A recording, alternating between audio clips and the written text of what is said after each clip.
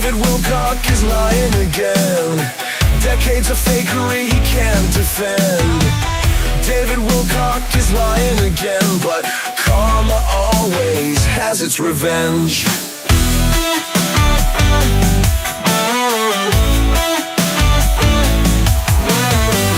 Fake insiders and secret space lies. Fake bullshitters I try to disguise. Fake stories I sell to the weak. Fake stories I just repeat. David Wilcock is lying again. Decades of fakery he can't defend.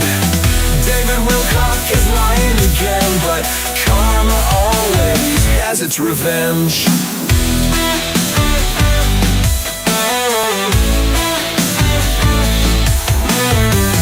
Fake stories, that's all I got. Fake stories, I hope you forgot. Fake stories, my history of lies. Fake stories, open your eyes. David Wilcock is lying again.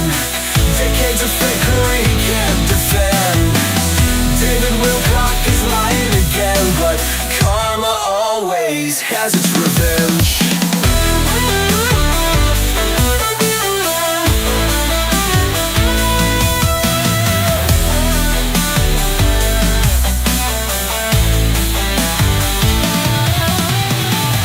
Fake stories, my history of lies. Fake stories, open your eyes. Fake stories, my history of lies. Fake stories, open your eyes. My history of lies. Fake stories, always open your eyes. David Wilcock is lying again. Decades of fake lie he can't defend. David Wilcock is lying again, but karma always has its revenge.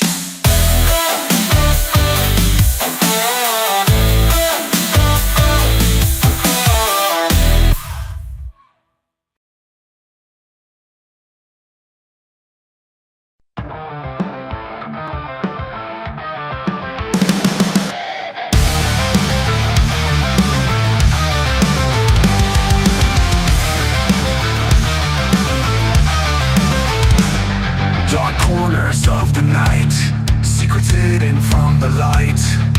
Whispers turn to screams, shattering all your dreams. Eyes wide open now, truth you can't disavow. Echoes through the halls, crashing all your walls. Truth seekers, exposing the truth. Truth seekers, coming for you. Uncover the lies, open your eyes. Shadows try to hide, no place for them to bide. Light will pierce you through,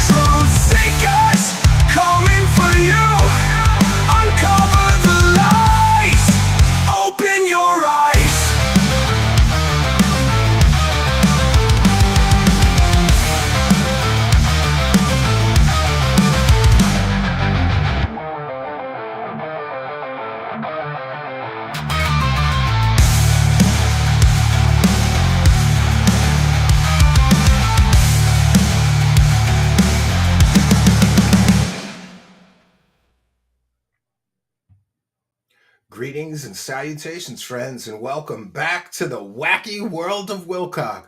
I've got a bunch of updates for you with very special guest John Christian Stavatti, who you may remember has been researching David Wilcock's so-called hover car company for quite some time now. And there are some new exciting revelations that directly contradict much of what David Wilcock has been saying on his live streams about what's going on with Stavatti. Now, you may remember that for years now, he keeps saying that the funding is coming next week.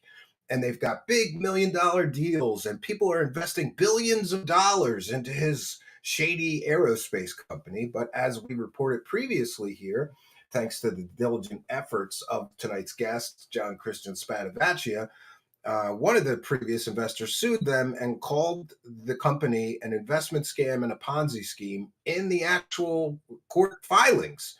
So, David Wilcock most recently has said that there's only the one investor suing them, and they were settling that case, and the investors even giving them a letter of apology because he didn't know that they were a real company.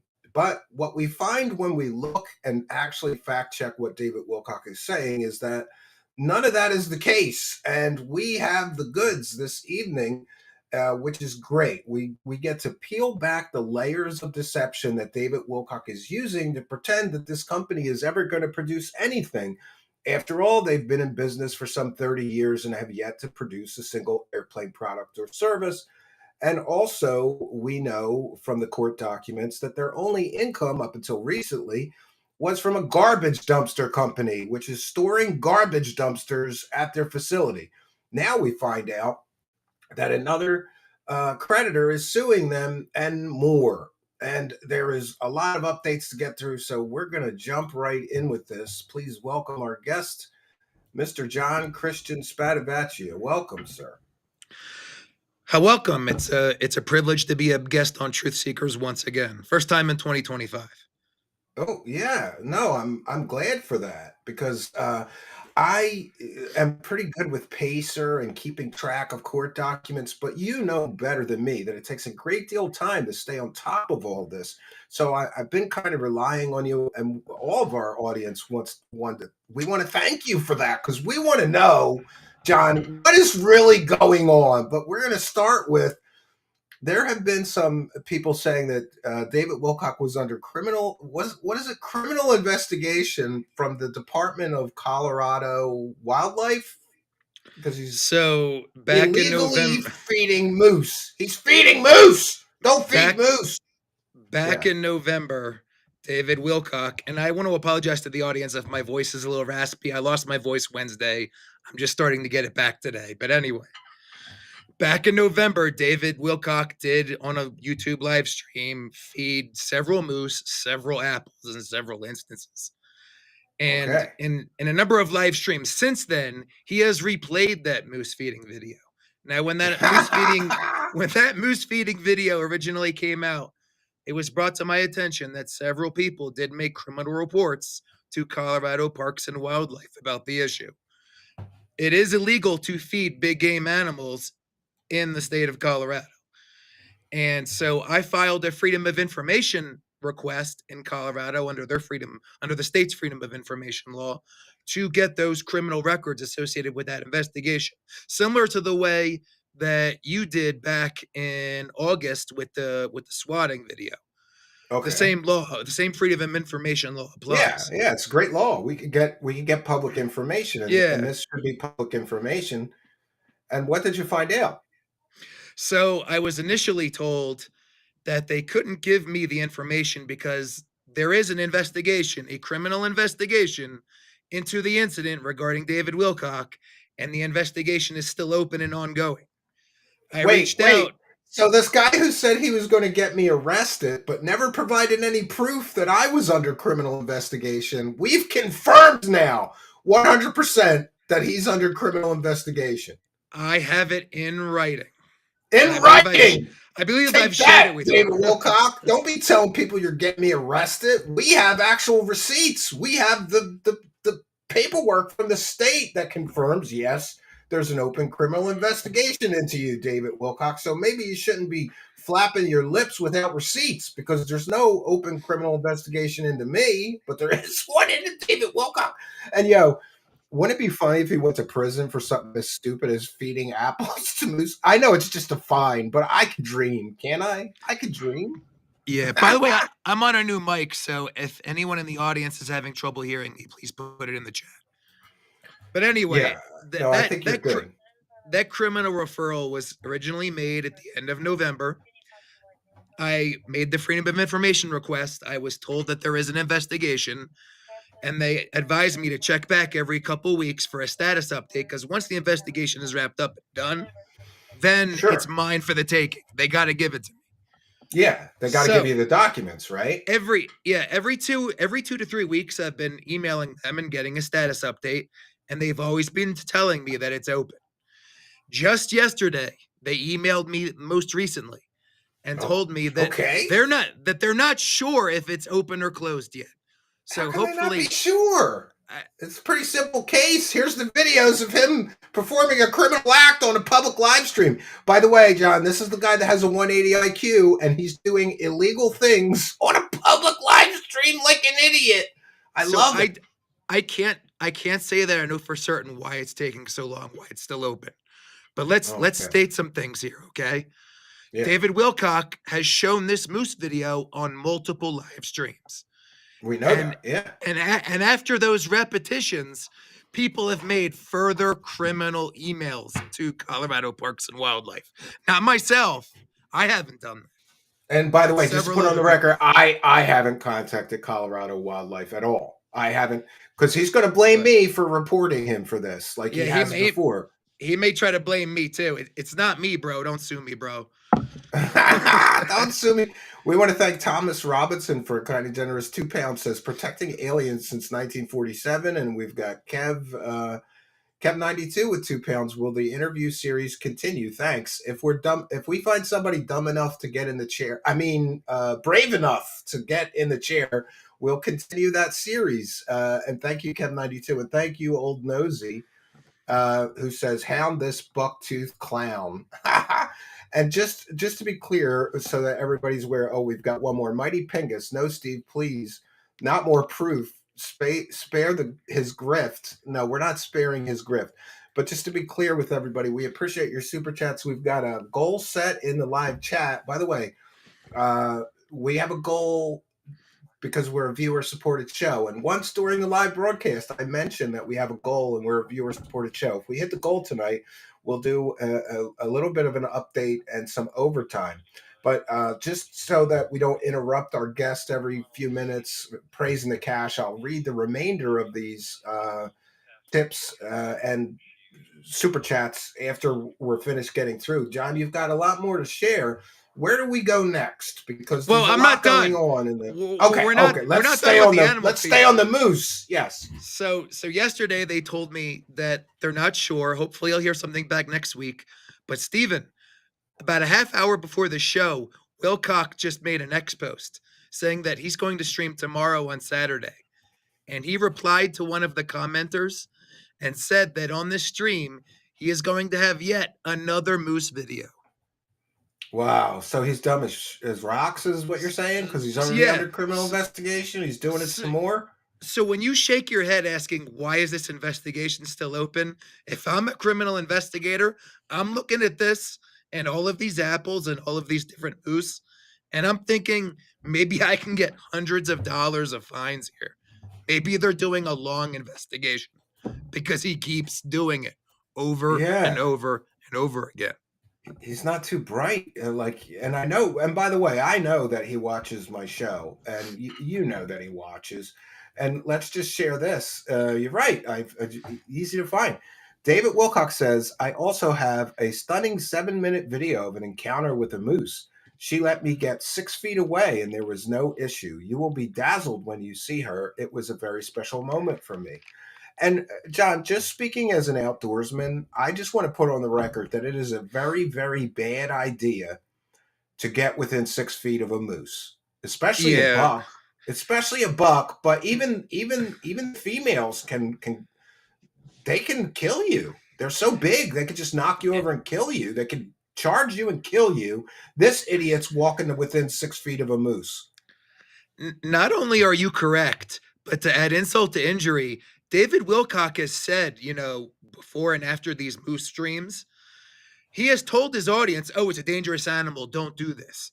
And then he goes and does it. He sets a terrible example for his audience, an awful example. He's going to get some crystal hippie bitches mauled by a moose, dude, if he keeps it up. What a dummy. What a dummy. I bet you he feeds it. I bet you he feeds it during this 7-minute thing. And if he does, that's another fine. Suffer, Wilcock! Suffer, bitch! Turkeys can only kill a person in an episode of South Park. So he feeds the turkeys. They're probably not going to do anything to him. But that moose can kill him. It can kill him. Yeah. Oh no, I totally agree with you. This is crazy. It's totally crazy that he would do something like that and keep doing it, because I know he watches my show. He watches every he's like an egomaniac. And if somebody, dude, there could be a podcast with 100 subscribers. If they mention David Wilcock, he's listening. And I've been told that by multiple people, that he's just like that. And he sits around stewing, this is what he constitutes as death threats, right? He's under constant attack, and I'm a terrorist. And I guess, and by the way, just to be clear, I want to mention to my audience that there was a time when David Wilcock was blaming me for everything that John was researching. I wish I had the time to do all that research. He was saying, remember, John, there's only one critic. And I'm here to tell you, if there's only one critic, why do I have no trouble getting guests that will shit all over this guy? There's got to be more than one. He's being dishonest with his audience. Well, one of your guests, Shane Sador, literally said that Wilcock was putting people up in hotels and grooming them to be fake whistleblowers so that they could get money, drugs, and women in fake ufology. Yeah, there you go. That's where he gets the fake insiders. You got to grease them. You got to grease them with some vajayjay and drugs and alcohol. That's what they're looking for. I don't know. That's really all it takes, right? Hey, make up some stories. You get these 3 things. Well, that sounds great. John, I know for a fact, and I've put it on the record here several times, that some of these UFO grifters actively use convicted child predators because they can't get a job. So they give them a little bit of money. They coach them on the stories they're going to tell, and then they call them a government insider. Correct me if I'm wrong, but isn't like Bob Lazar convicted of that stuff? Wasn't he? Oh, he's a convicted pimp. He got convicted. Yeah, he's a convicted pimp. He was running an illegal prostitution place in the prostitution is legal in Nevada, but not in the city confines of Las Vegas. Yeah. So he was doing it in Las Vegas, and that's a whole story in and of itself. So we've got him under active criminal investigation. I will read this one more. James, if they're not too much, I'll read them as they come in. Mighty Pingus, game wardens descending on his cabin like SWAT. Yeah, that'll be the next swatting claim. If when that investigation is done, they got to give it to me. So any audio and any video, they are going to have to give to me. I'll pay for it. It's a little pricey getting all that. I'll pay for it, John. I'm putting that offer out, but you gotta let me use it. I gotta play it here to go along with the other stuff. I was going to try to get it, but I figured you would already. We'll just work together and we'll get it, and everybody will benefit, because then we'll all get to see this, right? So there's also the question of Stavatti's illegal arms dealing and criminal referrals made to the ATF. My Freedom of Information request is still pending with them as well. I don't know if there's an existing criminal investigation, but I have been told that referrals have been made. And but for the benefit of my audience, for those unaware, David Wilcock's shady company was offering to sell missiles, bombs, ammunition, dynamite. So both John and I wanted to know if they had the proper federal licensing to sell that stuff. We do know for a fact that they don't have the proper license to sell bullets and ammunition, right? That is correct. So the question is still open on the explosives. Do they have a federal firearms or a federal license to sell? Yeah. It's a sell federal explosives license, which Yes. is also administered by the ATF. Yes, and you got your FOIA request sort of put in a holding pattern, and I have a contact that's a media person at one of the ATF offices who is a very good source, but they couldn't confirm or deny whether there was an ongoing criminal investigation into that event. So let's just put that on the record. We don't know yet, but I'm going to keep following up and try to find out, and I'm sure you will as well, right, John? So we're going to get some answers on whether they can legally sell explosives, firearms, and isn't it just crazy that Mr. Love and Light is offering to sell bombs to murder people with, and missiles, and smart bombs, and mortars, and bullets? I would like to issue a correction here on what you just said. We already know that they don't have an ATF license to manufacture, distribute, or sell or import within the United States destructive devices like mortars and rockets. They do not have it. We already know that. The nature and the reason for my FOIA request on the matter is to see if some past documents where they allege that they used to have one, I'm trying to see if that is genuine. That's correct. We want to see if they ever had it. Yeah. Even if those documents are genuine, they are not licenses for destructive devices. So they have still broken the law. Allegedly. And don't touch me up crazy with throwing into, if Wilcock was attacked by Meese, he would sue them. That's a likely story. And Mighty Pingus with another one for the goal. Diddy Wilcock, notorious UFO and lotion enthusiast. He looks like a lotion enthusiast. So do you think that we will get definitive answers from the ATF? Because the person that I spoke to is kind of like, this could go on for a long time. You could keep checking back with me. And do you think we're going to get some answers on that? And do you think they're going to...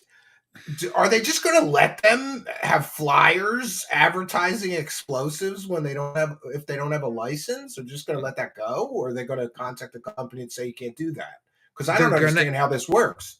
They're going to have to give me a response in some form or fashion. They've already informed me, and I've already shared with you, that the ATF, at least back in like December, they thought Stavatti was out of business. I've shared that with you. I've seen that in writing. Yeah. Yeah. They said that company's out of business. They told me in writing that they think Stavatti's out of business. Now, since then, people have made criminal referrals based on, that scandalous Black Friday ad. So whether I get a response timely or not really depends on mostly whether they open a criminal investigation or not. If they don't, then I should get a response in some reasonable time frame, hopefully in the next few months. If they do open a criminal investigation, then they may deny my request because it's an open criminal investigation. Because if it's sensitive to that investigation, and it might be, then they may just deny. Wow. But here's the problem. Stavatti has these ATF documents on their public website. So it's not like a big secret that they claim that they used to have these licenses in the past. So we'll see what the ATF says and does. You can't use it. You can't use a 15-year-old license to still, it's got to be up to date, right? You can't use a 15-year-old license to still be licensed to sell some of that stuff. It's clearly expired, and that's why the ATF thinks that they're out of business, because it expired and they never got a new one. Ever.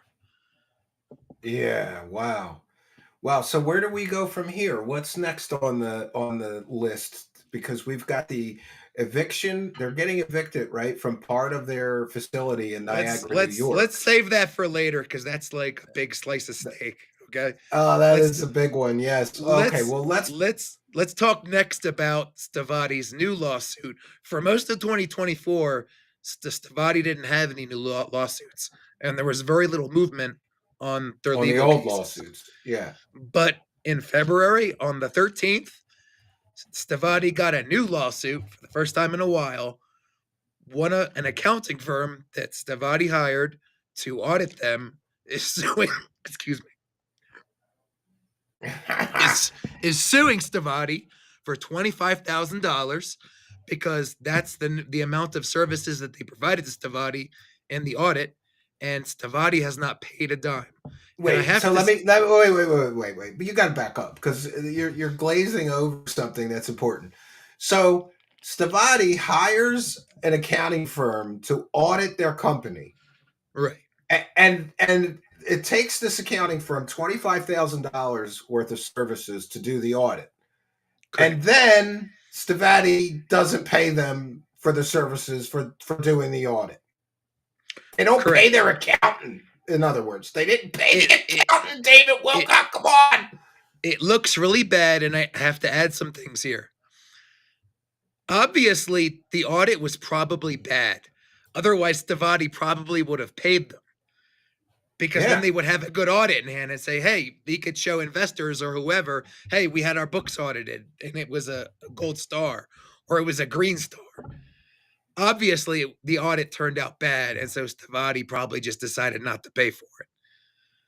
Wow. And in the filing, the auditing company makes a remark that Stavatti's officers have like free access to change anything on the books. And the auditing company brought this up as a red flag. Anybody can just change anything in the books? Yeah, you can look at the filing, and it says it right in the filing. Oh my! It says it right in Bonadio's filing. And here's another thing. So how recently was this lawsuit filed? Just recently. This was filed on the 13th of February. Yes, and I found it the very day it was filed. Wow, that's interesting. You're so on top of this. You got it the day it came out, the day they filed. Look, nowadays, we have great researchers and guests here. John found the lawsuit the day that it was filed. Just like I found their SEC filing the very day that it came up. That's the very crazy, day. Yeah.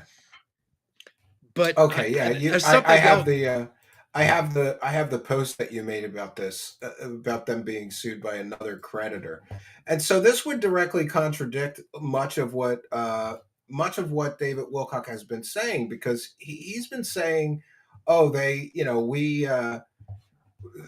only had this one lawsuit, and we're a real company, we're not a scam, and then he says, that one's being settled. And this directly contradicts that. You wrote this on that day. Today, Stavatti was sued by yet another creditor in the state of New York. This creditor is an accounting firm who provided over $25,000 of services to Stavatti.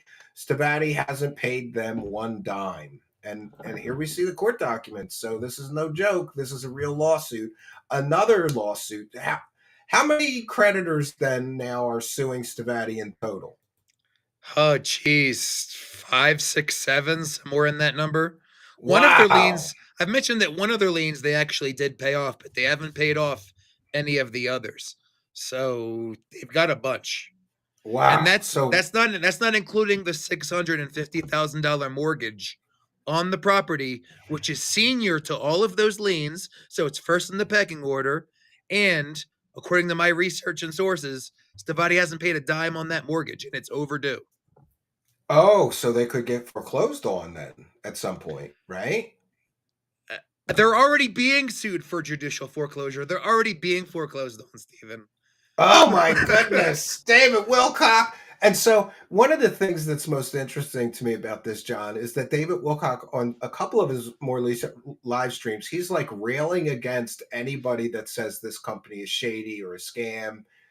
And, but he's putting facts and evidence and he has no evidence to support his facts. He says this, but meanwhile, we've got a former investor suing them. We've got 5 or 6 creditors suing them. There's liens. There's, foreclosure looming on the horizon. And now they may be getting evicted.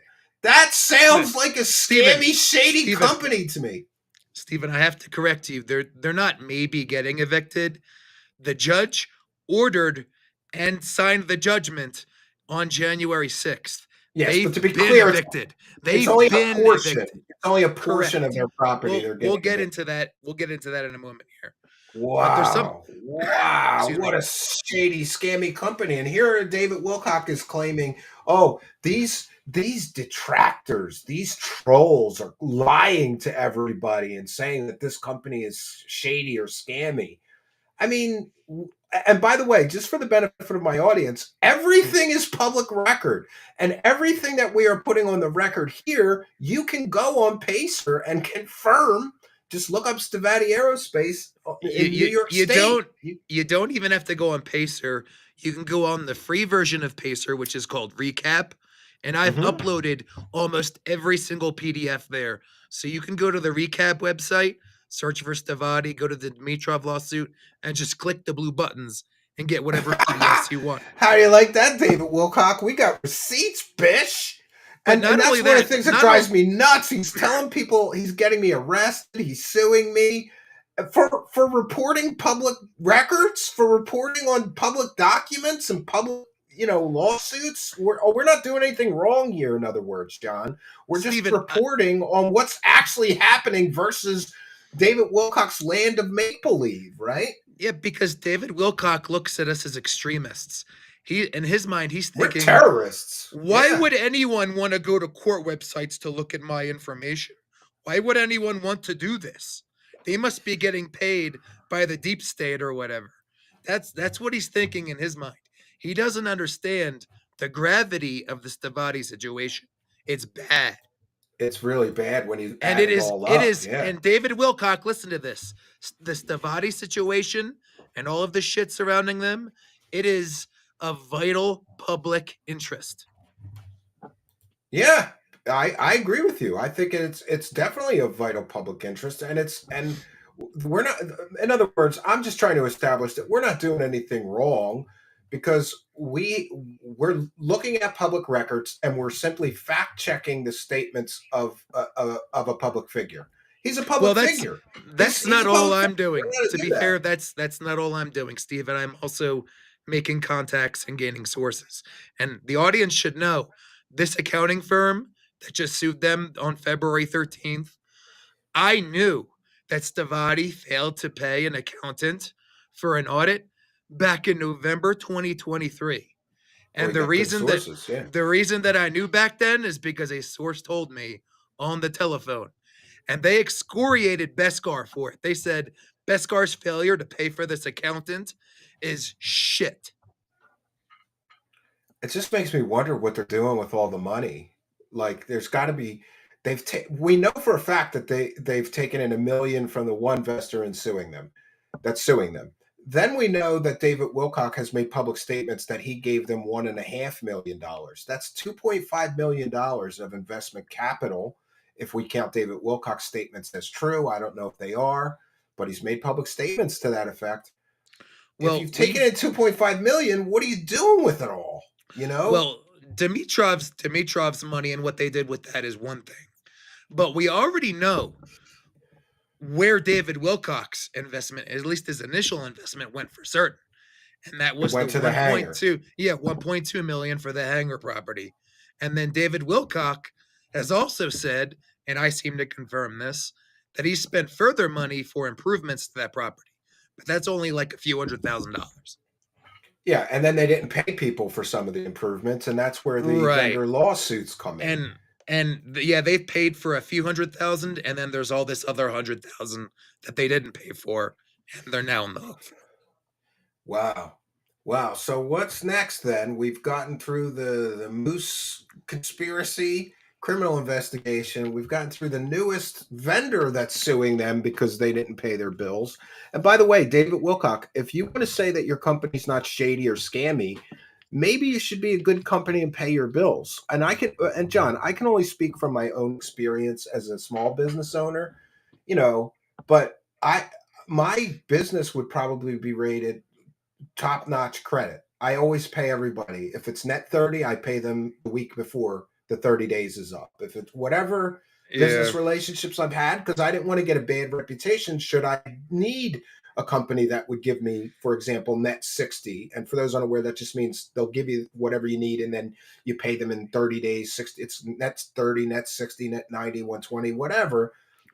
The fact that he's crying that people are saying this company is shady or scammy, Well, then pay your bills. Like, pay your bills then. If everything's on the up and up, pay all those vendors suing you. Give that investor his $1 million back, because to me that looks like criminal theft. They just took his money and they never gave him anything. He didn't even get his initial investment back, but didn't they offer him? They offered him $5 million, right? Back. Yeah, that they offered him. He invested a $1 million principal. And they invested him. They had, they signed a note to give him the $1 million back, plus an additional $1 million on regular intervals over time, for a total of $5 million profit on top of his $1 million principal. So he was supposed to get back $6 million then. Roughly, yes. Jesus gosh. And, one of those things that bothers me though is that investor, if it sounds too good to be true, it probably is. You're offering 500% back on your initial investment. And Mighty Pingus with one for the goal. Bucktooth, balding, and ATF troubles. Tough. Yeah, I guess. And we've got another one here. Double Tap Ranger Outdoors.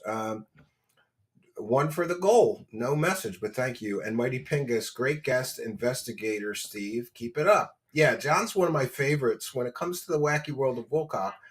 And I want to just put on the record too something, John. You, all right? I learned it by watching you.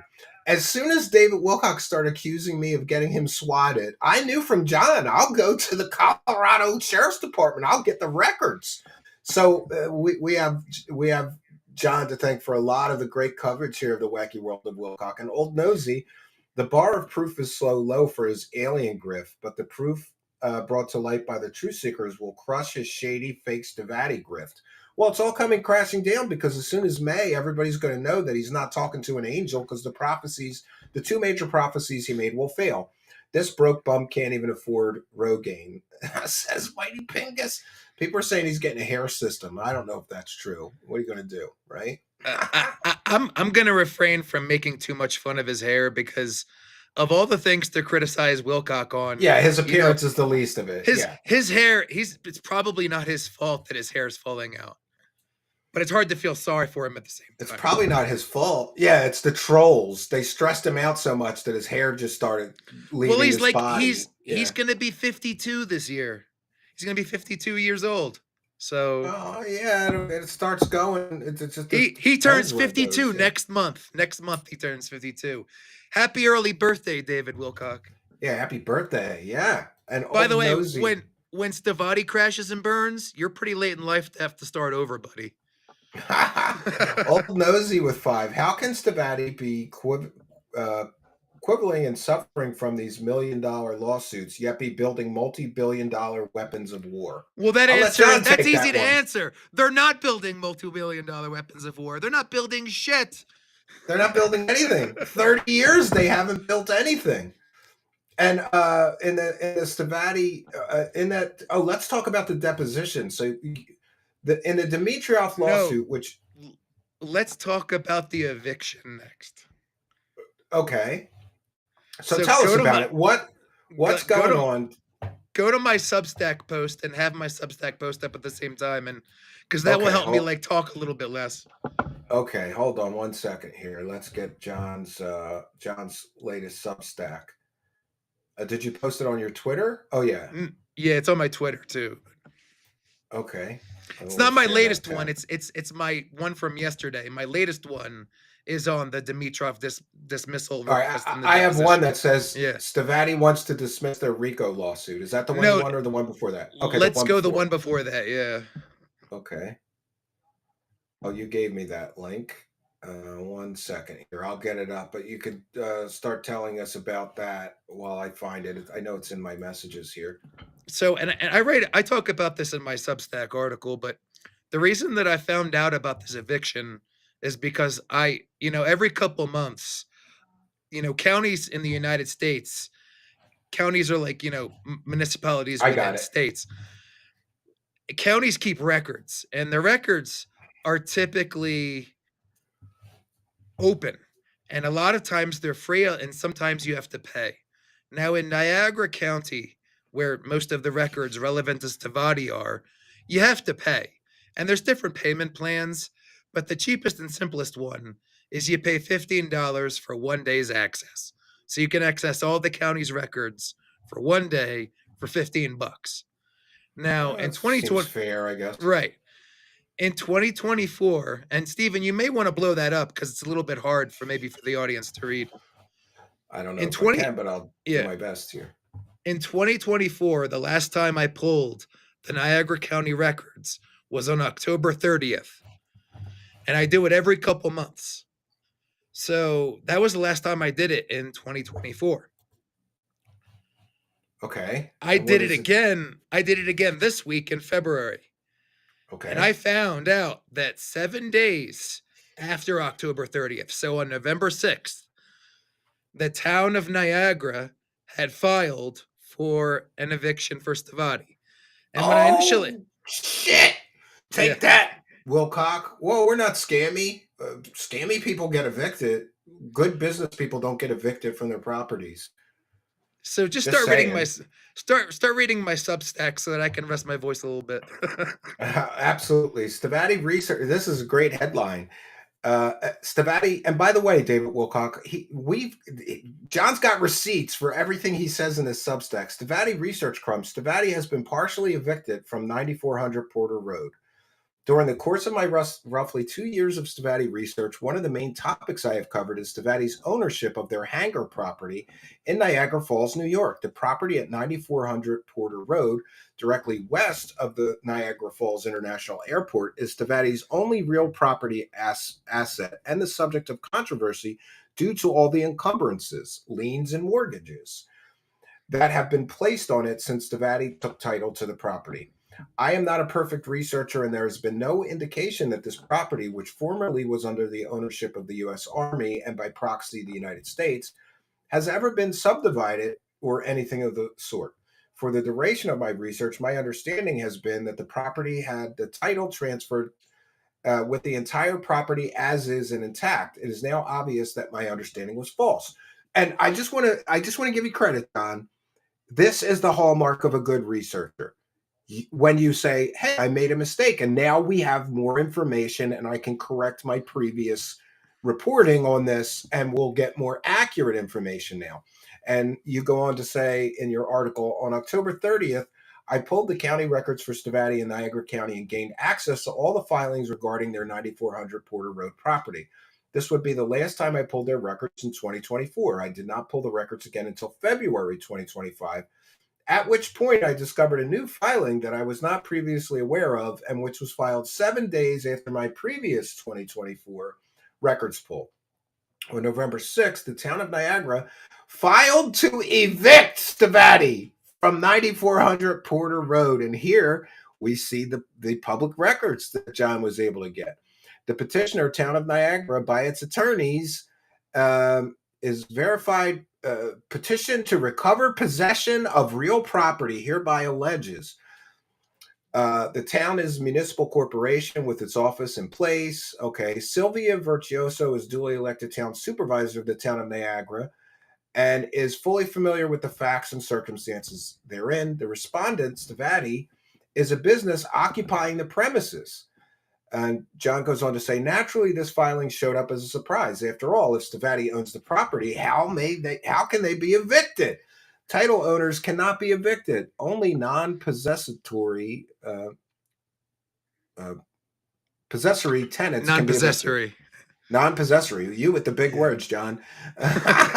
Curious and confused, I deep dived into the documents and filings associated with the eviction for several hours and came to realize what was going on. My previous understanding of the property as is and fully owned by Stavatti is incorrect. They own most of the former military property, but there is roughly 3.8 acres which they do not own, but they were actually leasing. This 3.8 acres is in fact owned by the town of Niagara.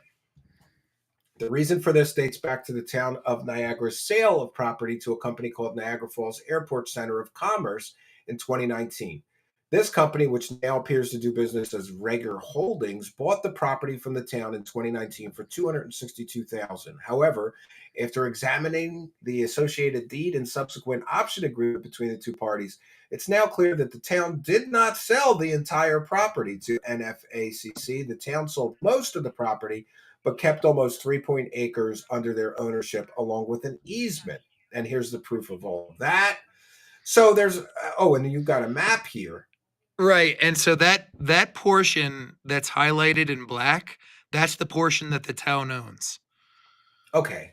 So essentially what happened then when Stavatti bought this property, they really only bought most of it, but that 3.8 acres remained the property of the town, right? So if you scroll down, I explained that whole thing. So the town didn't sell it to Stavatti, right? The town sold it to NFACC, which is now Rieger Holdings. Okay. And then the town, and you'll read this too, but the town wanted to turn their 3.8 acres into a first response center. That's what they wanted to do. So the town, and you can just read this because save my voice a little bit. After this arrangement, things become more complicated. Go scroll up. You missed part. You missed the part. Okay. These plans by the town were not set in stone, considering the uncertainty. The town decided you missed the part. You have to go up further. The apparent reason that the town decided to do this stems from the town's desire to develop part of the location into an emergency first response center. Publicly available information and media exists on the topic. Town of Niagara Board presented plans for WNY First Response to Preparedness Center. Okay, so these plans by the town were not set in stone. Considering the uncertainty, the town decided to arrange monetization of the property while giving NFACC a legal option to purchase the remaining 3.8 acres for $1 for a limited time in case the First Response Center project did not come to fruition. In return, NFACC signed a lease agreement to lease the 3.8 acres for $1,200 a month, providing revenue to the town during a period of uncertainty. So let me just give a quick synopsis of that. So Stavatti didn't buy it from the town. The town sold it to this developer, NFACC. They sold most of it to them, and then the town kept title to 3.8 acres. They wanted to do this project for this first response center, but it was uncertain. So the town came to an agreement with Gordon Rieger and NFACC. And here's what they did. Lease that part. Yeah. Gordon Rieger and NFACC would lease the 3.8 acres because it's mostly undeveloped. The town doesn't have anything to do with it in the meantime. And they would pay the town $1,200 a month, give them a little bit of money. In exchange, the town gave an option agreement with NFACC where, for a limited period of time, in the event that the town did not develop the project for the First Response Center, then during a limited window of time, NFACC could buy back or finish buying that 3.8 acres from the town for $1. Okay. And then Stavatti asked that the lease option be given to them when they purchased the property. And then here's what happened. All this stuff between the town and FACC, this was all done by early 2020. Later in 2020, Stavatti went to NFACC and Gordon Rieger and said, hey, and this property wasn't on the market, but they went to them and said, hey, we'll give you $1.2 million for this land you've done nothing with, and paid $262,000 for. And I guess it was an offer that was too good to refuse because they said yes, and Stavatti bought it. So then that has complicated things. Yeah, but this is interesting too. You wrote here, as time went on, the relationship between Stavatti and Western New York became acrimonious. No. Hold on. You missed the portion. You got to go back up. Okay. The next paragraph up.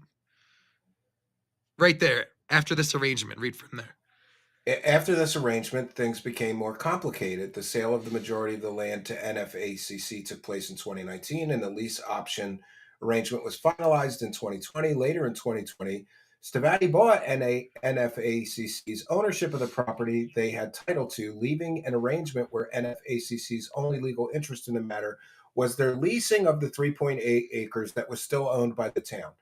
Stavatti approached the town already having ownership of the adjacent parcel and asked the town to assign NFACC's lease of the 3.8 acres remaining to Stavatti.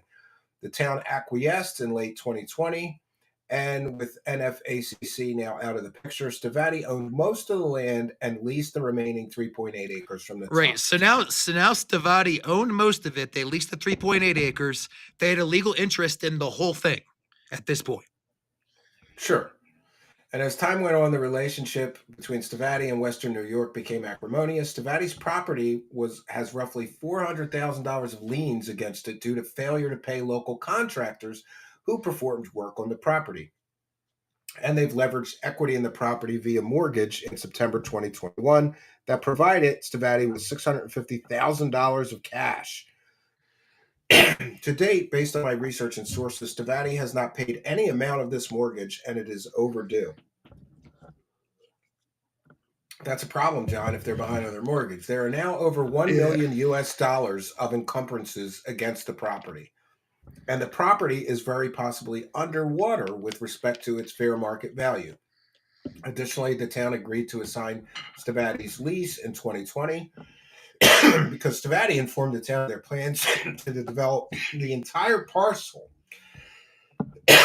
into an aircraft manufacturing facility, which would bring hundreds of jobs to the local economy. Several years later, Stavatti has done practically nothing with the property, and it remains mostly vacant. Stavatti's promises of job creation have not come to fruition. Stavatti still has 0 employees and 0 payroll.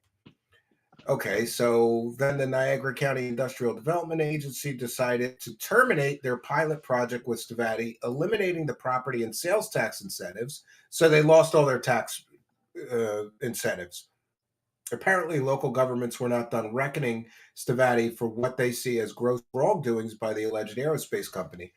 In mid-2024, before I was aware of the town of Niagara's problems with Stavatti's David Wilcock remarked on and alluded to this situation during a curious and bizarre YouTube live stream. Oh, we're going to play that. We'll play this. We'll read the rest of the article, and then we'll come back and play this 13 minutes of Wilcock from that June 9th live stream, and we will individually refute all of his false bullshit.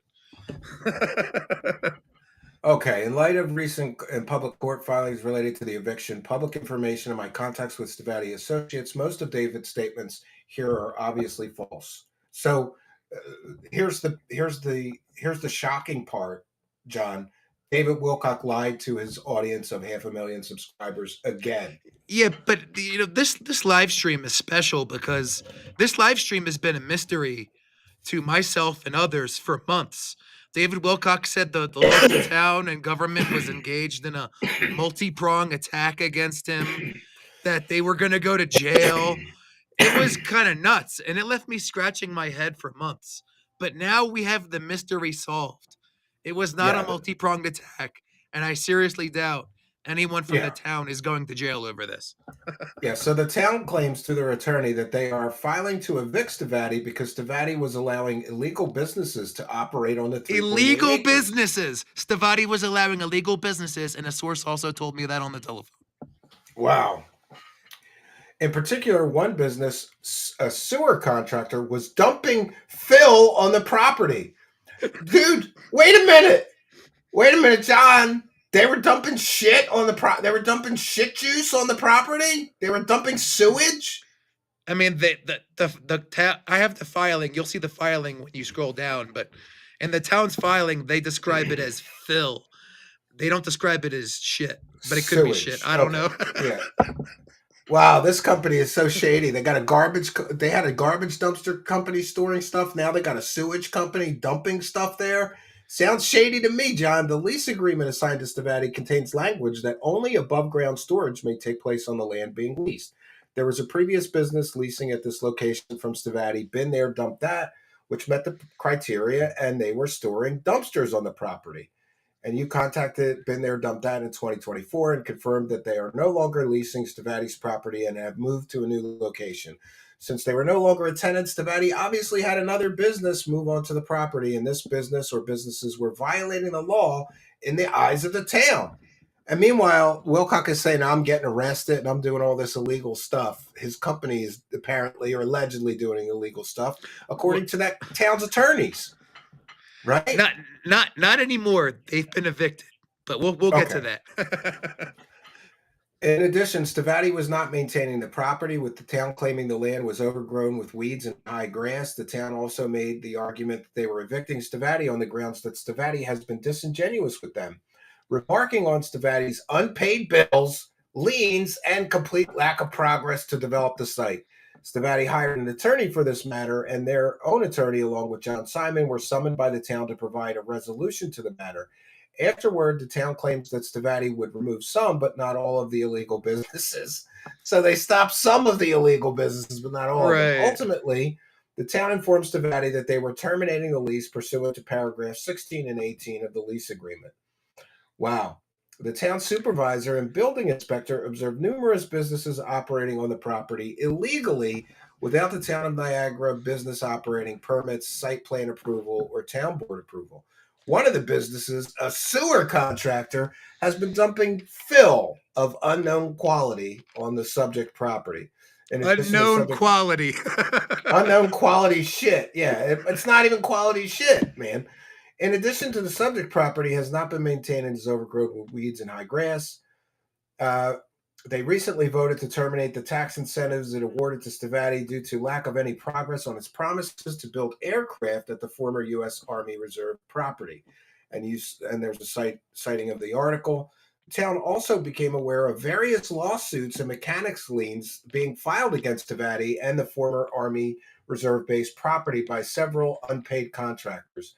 A copy of the 3 public filings of liens and lawsuits were attached as an exhibit.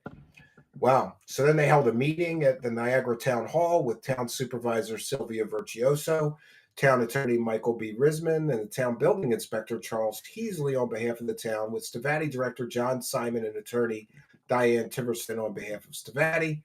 The purpose of the meeting was to discuss the elimination of the illegal uses and poor maintenance of the subject property. At the meeting, the town requested Stavatti's representative forward a plan for the removal of all the illegal businesses on the property within a few weeks. Wow, this is something else. The town attorney advised that progress was being made, and she will report back to town officials. Yeah, they didn't make any progress, I'm guessing. Attorney Diane Tiverson advised the town attorney that some, but not all, of the subtenants had vacated the subject property. As of October 28th, illegal tenants and operations remain and continue to be conducted on the subject property. So here they have the termination of the tenancy on the town property. Essentially, here's the eviction. Get this part. Read this part coming up. Okay. On July 23rd, the town attorney, a notice of termination of tenancy to Stavatti's representative, John Simon and Christopher Beskar. A copy of the notice is attached. The notice requests that Stavatti surrender the premises to the town in accordance with paragraphs 16 and 18 of the lease on or before September 30th, 2024 at 5 p.m. The town asked Stavatti to voluntarily surrender the property so as to avoid an official eviction process. Stavatti stubbornly refused. They said no. They said, we're not leaving. They gave him an opportunity to just move their shit and get off the property and avoid an eviction on an official record of law, and they stubbornly refused, you say. It should be mentioned that Stavatti talks a lot about marketing their alleged products or services to governments.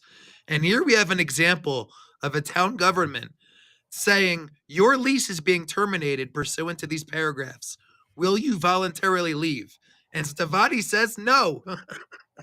Oh, wow. Mighty Pingus with one for the goal. Stavatti is building its space-age anti-gravity technology and aircraft in a wooden shed in the woods now. The ATF will never find them. Thank you, Mighty Pingus, with one for the goal.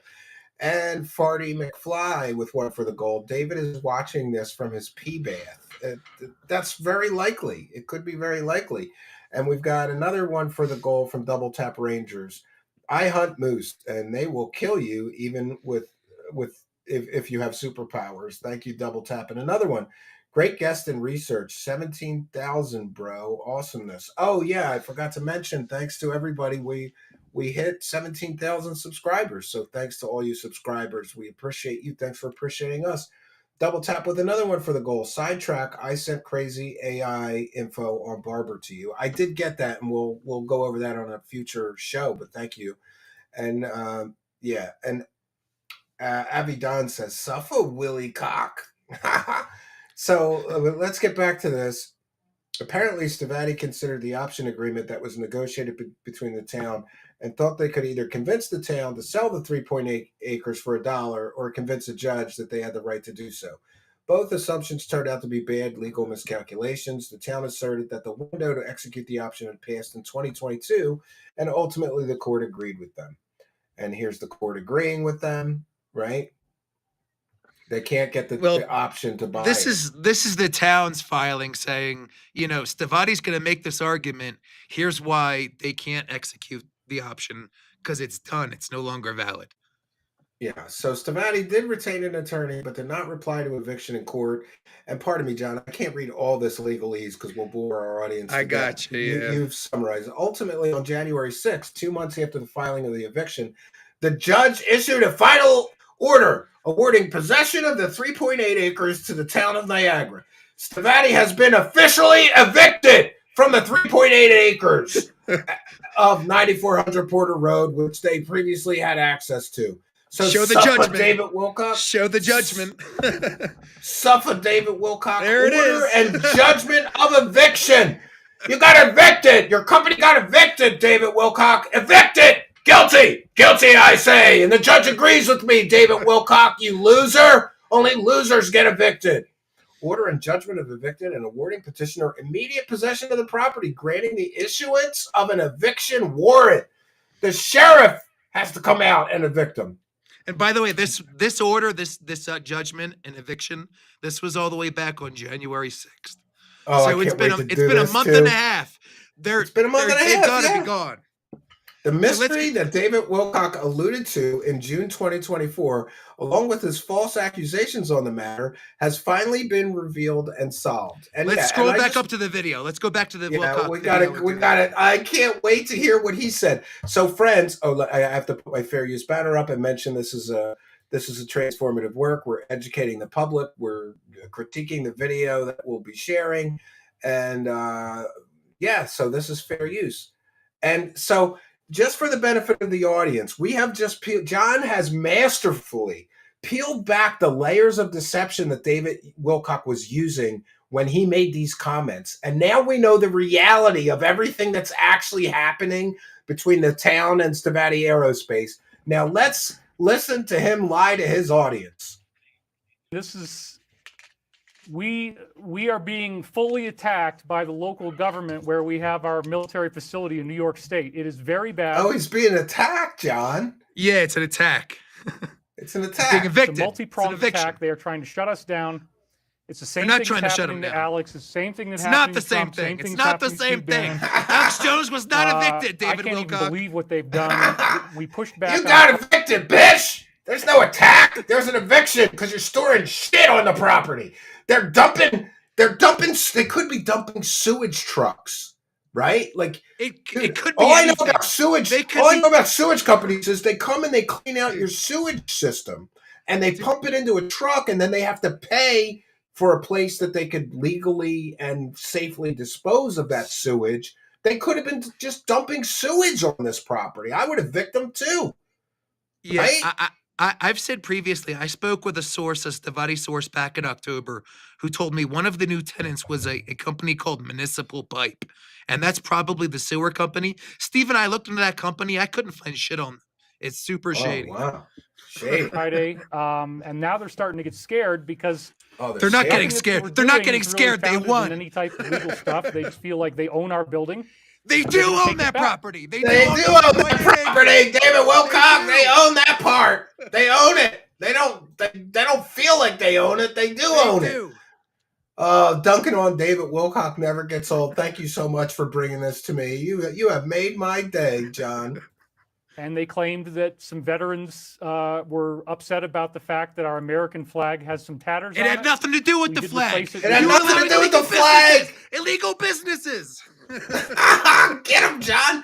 And they weren't maintaining the property. That's what he's talking about. They weren't maintaining the property. The town feels they lied to him. Yeah. But I guess it's gotten bad again, so that's just an expense we're going to have to add in. We're happy to replace the flag, but that doesn't. Yeah, a few hundred bucks for a flag is the least of your worries, David Wilcock. Lose our facility. You didn't lose Also, your it's facility. You very only lost 3.8 acres. You lost part of your facility. Yeah. Suffer, bitch. Suffer, David Wilcock. I got you, bitch. Maybe should have called. Maybe should have lied so much about me. Right? Jesus Christ. Weird that Amazon is now setting up across the street from us on the It's same not across runway. the street. It's the north of They're the being given airport. It's north of the airport. He lied about that too. Red carpet. There's a widespread disdain for Amazon's jobs and what happens to people on those jobs. But instead of working with us, they're working with them, and it's very likely that they're trying to hand the facility over to them. This is going to I bet you Amazon wouldn't be dumb enough to have a sewage contractor dumping sewage on the property. John. No. backfire on them spectacularly. It didn't But has backfire. They caused won. me It to backfired on you, bitch. You're the one that got evicted, not them. have an incredibly bad week. All of my money has been put into this facility. Not enough, And- apparently. All of his money has been put into this facility, and you're going to lose every penny. You're going to lose every penny that you put in, David Wilcock. They're just acting like they can take it back from us. They're not going to pay anything for They it. can, per the lease agreement. They own it. They own that portion, David Wilcock. See, I think he's misinformed. Don't you think he's just listening to whatever Beskar tells him and repeating it like a dummy? He's not checking. It really seems like that, but I'm very careful to like discriminate between like, is David misinformed or is David disinforming? Like, that's really the question here. Are they lying to him and he's working off of bad info, or are they telling him some truth and he's spinning it? I think it's a combination of both. Combination. Oh, we agree. It's a combination of both. I can't go into all the details. I'm not cleared to yet, but Well, we're going to details now, David this Wilcock. is, We went into the details for you, David Wilcock. Don't worry. Your dumb as rocks followers can come over here and get the truth about your shady aerospace company. Right? this is a big deal. So we're definitely dealing with something very profoundly awful right now. Yeah, eviction awful. is profoundly That's true. awful. It Yeah, is awful. eviction. It's exactly the same things happening to. I've been It very is blessed, not. John. I never got evicted, mostly because one of the only places I ever rented was rented to me by a really scary guy, right? I rent this house off of him, and he said, "You see that front window?" He's showing me the place before I rented. He goes, "You see that front window?" I go, "Yeah." He goes, "That's a brand new window." I go, "Okay." And this was in a bad neighborhood, like in Kensington, right? And he goes, "Yeah, I had to replace that window because the last guy who decided to live here decided he was going to stop paying rent for 3 months. So I threw him through the old window."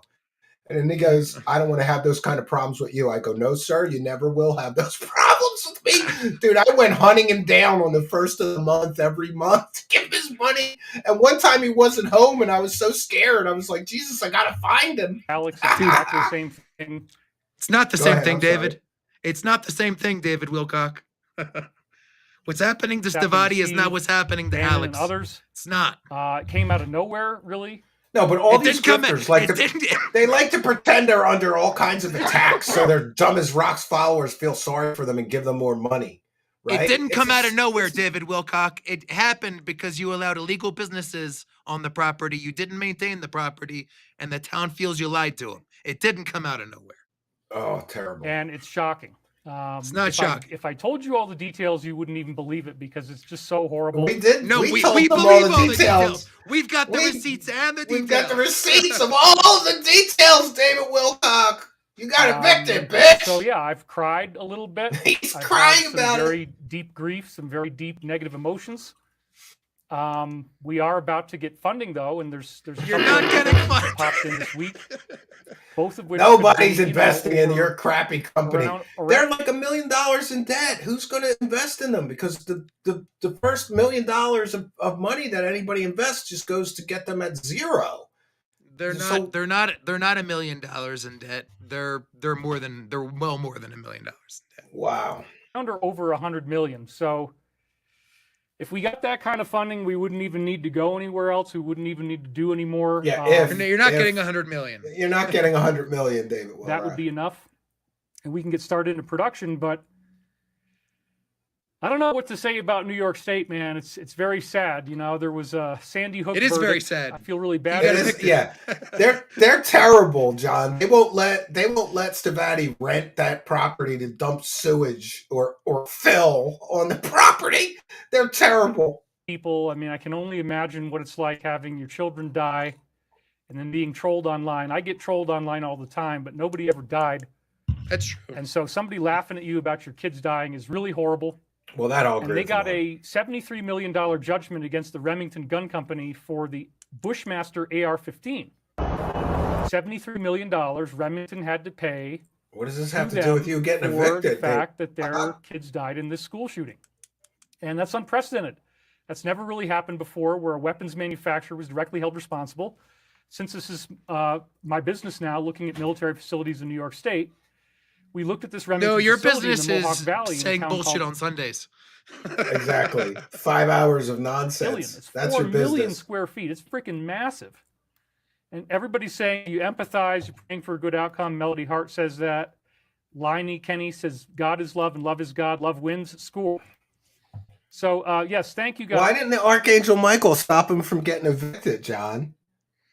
And shouldn't the Archangel Michael told him, dude, you better pay up or you're getting evicted, bitch. You gotta Steven, come up with some money and pay that town or they're gonna evict your ass, bitch. The Archangel would probably say, well, David, you didn't take enough piss baths. That's why you got evicted. Yeah, you got evicted. You need more piss. That's You it. need I more know you pee. all You have, need to put more pee-pee in the bathtub. some very intense emotions and expressions about this stuff. So Remington went out of business. That $73 million judgment actually collapsed their company. They did pay it, but they went out of business. And then they got bought out by a venture capital firm. Don't worry, your company's going to collapse soon, David. I believe they only paid like 11 or $12 million, or maybe it's a little more than that, but not much, like they do at Amazon. If you want to have McJobs, just vote for Amazon, but that's not what we're doing. And so we're being... Yeah, and to be clear, John, they haven't created one job, but he's Not going to create one. more jobs than Amazon. Not one single job. A Mick job is Shut better up. than no job. Yeah. the door, and even if we win these legal battles, of which they've Which done you like did- a you 7-pronged lost. attack. Okay, I can't go It's into not the a details. seven-pronged attack. It's not a seven-pronged attack. It's a It's- one-pronged it's- attack. You're in it's violation of the eviction. lease, and you're getting evicted, and you've been evicted. Oh, Extremely evicted. bad. Oh, It's you're getting extremely evicted. bad. It is bad. And Get it's not evicted is legal, and bad, we've got all John. the proof, so we're gonna fight back. Wait, he said it's not legal, And, John. It is I can't legal. go into more detail He right said it's not legal. You And he showed said- all the legal paperwork. It's totally legal, David Wilcock, you dumb as rocks idiot. You And he said he moron. can't- He said he can't go into more details. That's okay, Stephen. We went into the details for. We went into the details for him, yeah. now. We haven't voted on that yet. We might in the future. But the point is, this is totally freaking real. It's as serious as a heart attack. It's You're right, really it is. upsetting. It is. And It is it's real. part of a trend line. It's part of a pattern. So for me, you look at the title of my show here, Harmony in the Midst of Chaos. I mean, it's basically like, go with what you know, teach what you know. Yo, I just got the mental picture of David Wilcock meditating while they're throwing all their shit off the property. He's got harmony, John, in the midst of chaos. He's just going to meditate while they throw all their shit off the property and evict them. Oh my God, this is gold. And there are other complex problems going on as well. So Yeah, it's like not getting sued by investors, getting sued by creditors, lots of complex just problems. that, but this is obviously the one that really grabbed my attention. I had some crazy dreams about it. I had this really bizarre dream where I was in New York State, in Western New York, and I was a college professor who could summon this demon out of a lake. And in the dream, the demon wasn't doing anything. Send the violent. demon It to was stop like the eviction, kind of like a David. Japanese kappa creature. It had, What is he you know, talking it looked about? like a reptilian. It had This is so green skin. stupid. And I had this little piece of paper that I could use to summon the creature. And in the dream, I thought this was awesome. And this dream came in like the day before we found out that they're trying to completely destroy us. And they've done... They're not trying to I mean, completely they just destroy launched you. a They evicted you massive, from massive 3.8 assault with acres. lawyers and Yeah, cease come and desist on. notices. And They did not send you a liens cease and and all kinds desist. of They sent crazy you a stuff. notice They did of it all police at the same termination. time. It's totally freaking wild, you guys. I That's wish- just it. He doesn't have. He has like his knowledge of the whole situation of everything that's going on with Stavatti is about as deep as a pie pan. Like, I really Yeah. think they just tell him stuff to string him along because he wasted 1.5 million on a company that is never going to give him his money back. Do you think they'll ever give him his 1.5 back? I don't think so. I don't think they'll. How? They don't have any income. Yeah. If you don't have 1.5 million, how can you give 1.5 million? They already spent like all that money on the hangar. Wow. So David Wilcock's going to lose all the money that he invested. Yeah. And, I, for one, think that this is an act of karma because he made that money scamming stupid people. And then along comes a con artist that's just a little smarter than David, and they scammed him, in my opinion. Well, you know out what, of Stephen? 1.5 million. If It's karma. knowing He what I deserves it. knowing what I know, if I was an IRS officer or agent, I would think that 1.4 million was mine. Belongs to the IRS. He owes them. Yeah. I'm not an IRS agent, by the way, and it may be, John, that and he had that money, he had that kind of liquidity because he withheld paying his income tax to the tune to his own public statements of 1.5 million. So instead of giving the money to the IRS, as you should legally and rightfully do, he rolled the dice thinking that he could give that 1.5 million to the Stavatti and they'd give him back 3 or 4 and then he could pay the IRS eventually. That's what I think. That seems to be the gist of it. I agree. Yeah. Dummy. I wish I could explain more. Don't worry. Really upset a lot of we people, explained it, yeah. and they just think they own it and they can take it back. So They do own it. They do own it. They do own it. David Wilcock, you dumb son of a bitch. They do own it. Very depressed. They owned it and they took it back. I'm not happy. He's very depressed and not happy about the eviction.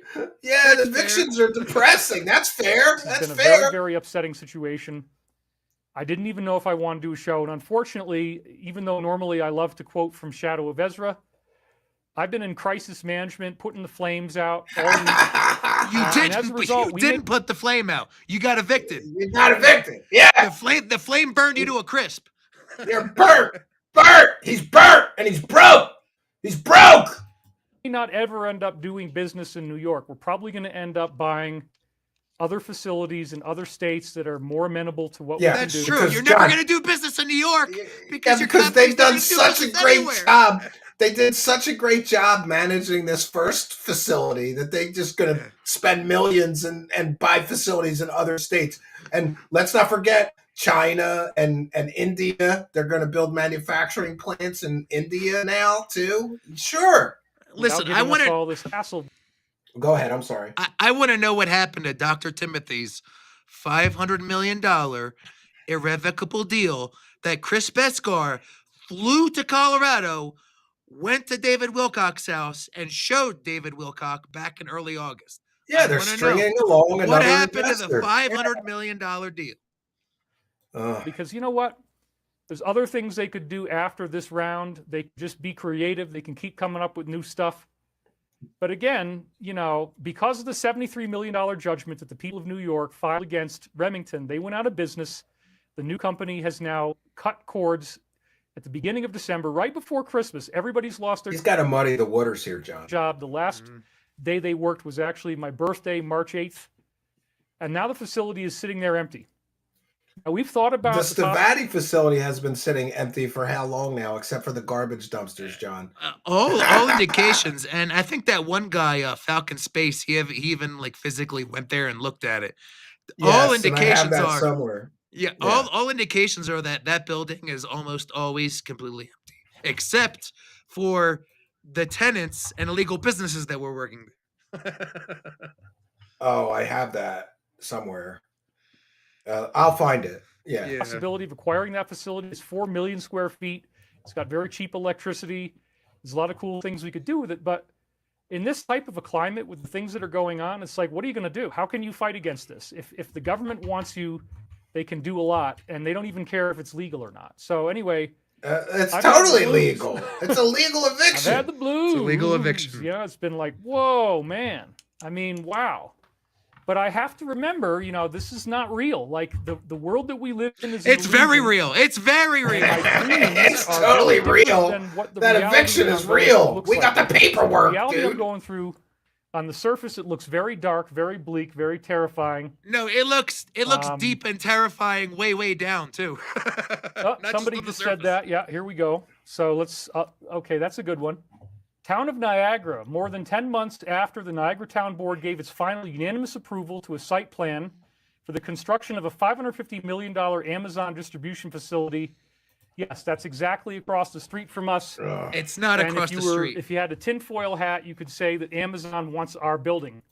That would be a very No, the town reasonable wants their assumption, 3.8 acres back. You know, I'm not going to say they were bribed or anything. We have no proof of They that. got it. It's very, very crazy because It's not crazy. okay, yeah, the flag is in tatters, but how does that give you the No, right? the to flag seize has our nothing to building? do with it.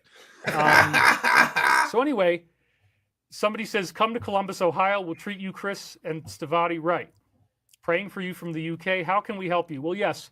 I have been basically Give 'em bailing money out so they don't the get facility infected. calls with my own money that you guys have been giving me for 6 years. He's Pretty admitting much it. nobody else has invested but me. It's essentially my Yeah, it's essentially my building. My building. No, it's if you not wanna say his that. building. I have the deed. It is owned by Stavatti. David Wilcock, you do not own that hangar. David Wilcock, you do not even own the house that you live in. The house that you live in is owned by a defunct Wyoming corporation called Vested Funding LLC. LLC, David yeah, Wilcock, that's another David one. Wilcock, you don't own shit. Well, isn't that something, right? It's crazy to me that he lives in such a delusional fantasy world, and like he has no sense of actual reality. And when it comes to his followers, he doesn't give them any form of reality. It's always this fantasy that he's living in. See, look at it that Steven, way. I paid for it. Yeah, go ahead. this is what happens when you, in the game of poker, you go all in and you show your cards and you step away from the table and you realize that you're probably going to lose. This is the basically the long version. This is David Wilcock losing a game of poker and about to get felted. Yeah, he's about to get felted bad. It's going to get worse and worse as time goes on for him. bought it. I don't have any money in any other asset, and now they're trying to take it for us. Take No, it they're from us only for trying to nothing. take So, 3.8 acres. The good part is we're about to get funded, Yes. and then when we do, we can choose where we want to work. We can pick up facilities in other amenable states at a much more affordable price. In fact, this facility in Niagara Falls needs a whole lot of renovation. We might have needed to put $70 to $100 million in it just to get it up to code. And code violations are one of the things they used. And again, it's not even real. No, I it's don't wanna very go into all real. the details. I The can't go code into all the violations details. are very real. But it's really crazy, you guys. Code And violations nothing like are this has real. ever happened in my whole life. You know, I mean, the divorce was painful, and I was left in debt afterwards. But the divorce is nothing. I mean, Beth and I are getting along fine now. We're good. Everything's cool. Are This you? is way Yeah. worse. Way This is worse. way than worse. Anything that's ever happened to me in my whole life. Okay, I just want to make that clear. I'm not going to talk about it anymore. But I want to focus No, you'll on keep the talking topic. about It's it. like, okay, the topic is harmony in the midst of chaos, and that's where I'm at right now. How do I create this? And in the process of creating it for myself, I said, well, you know, I doubt that most other people out there are having as much of a hard time as I am right now, or being as attacked as come I am right on. now, or being as threatened on a multi-level as I am. But you know, this gets me going back to my fundamentals. I go back to the basics. And as I was starting to say, my dreams have been incredible. I mean, okay, so we have all these potential lending sources. They're coming up. You and don't if have they come those through, sources. we're totally set. So Yeah, it could he's be got- by next You're week. not we get totally money set. and No, everything's by fine. next week they're getting the money next week, John. It's been next The- week for 3 And years. Remember, this live stream was back in June. Yeah. So here we are in February. Where's the money? You're almost a year ago. You said you're getting the money next week. Fine. You know, we're probably going to keep our facility in New York. We're not going to sell it, but we might not start working there right away either. It's really going to be up to them, and they've already shown their colors. It's not up to them. I It's don't up to even you know to start but a what business. These people might lose office or end up being sued and potentially go to jail. For They're what not they've getting done. sued or It's that going to bad. jail. They won. It's The judge totally agreed with illegal. them. It's harassment. It's crazy, and we are not happy. He's not When happy. they saw how hard we're going to push back Not on Friday, happy. they started getting really scared. They're They not started trying scared. to They appease won. us, but you guys have already done incredible damage. You've already You're done right. They evicted irreversible you. damage. They evicted. Yeah, that's not reversible. You're evicted. They're not letting you back on the property, bitch. Because you got evicted. Because you're broke. And your whole company's broke. And Bescar's broke. It's really intense. Christina says, living in the Mohawk Valley, it's madness here. I can't help financially. sending lots of positive intentions. Wild. Somebody says they're proud. She can't help financially, but she'll send some positive vibes. I guess it didn't stop the eviction from taking place. No. Your positive crystal hippie bitch vibes didn't work because David Wilcock's broke. He didn't need positive vibes. He needed cash. For me. And so what we're going to do here is meditate about it. we're just That's doing what all we're this good stuff for you guys. I want to do a really good show, but I have been so preoccupied with this. I have to apologize again to Shadow of Ezra, to the Alliance, because I don't have any Shadow of Ezra slides in there. Yeah, this week. apologize to Shadow of Ezra for getting evicted. And again, you know, when they try to do this kind of stuff, when they try to take you down, they try to use, They're not trying to take you down. you know, lawfare, whatever you want to It's call not it. It starts lawfare. to It's a legal lease backfire. agreement that was terminated, So, and you were evicted. of course, what we've seen is course. that, you know, the Letitia James suit in New York was going after Trump. They want him to put in $500 million to one facility. And, you know, it's all being threatened with complete seizure. It's Not very complete. Not easy all to of say the it, least. just partial And seizure. then what we had more recently was, I mean, the one with the 500 million against Trump didn't really go anywhere, but the one with the 34 indictments did. And Trump did not get evicted. so part of the that's the chaos part. But then they ended up creating a hero, and it had a very, very outrageous effect that nobody expected. As you can see right here, unprecedented. He's on the cutting edge. It shows that I'm doing the right stuff, and it shows that they're very scared. I just want to mention, if you do the right stuff, you don't get evicted. Okay? And as a Yeah. result of being this scared, but it's so clumsy. They're and not so scared. foolish. They won. And the way in which they've been going about this is It's the way they went about I it don't know was how- right. It was and they totally won. legal. Yeah, totally legal. That's the way they went about it, John. Totally legally. Yeah. stupid they thought we were, but we have all the paperwork. We have all the contracts. We can prove everything. Yeah, and you couldn't We prove probably shit. are going to go Your public. defense didn't prove- lost. Your defense lawyers lost, did yeah. nothing.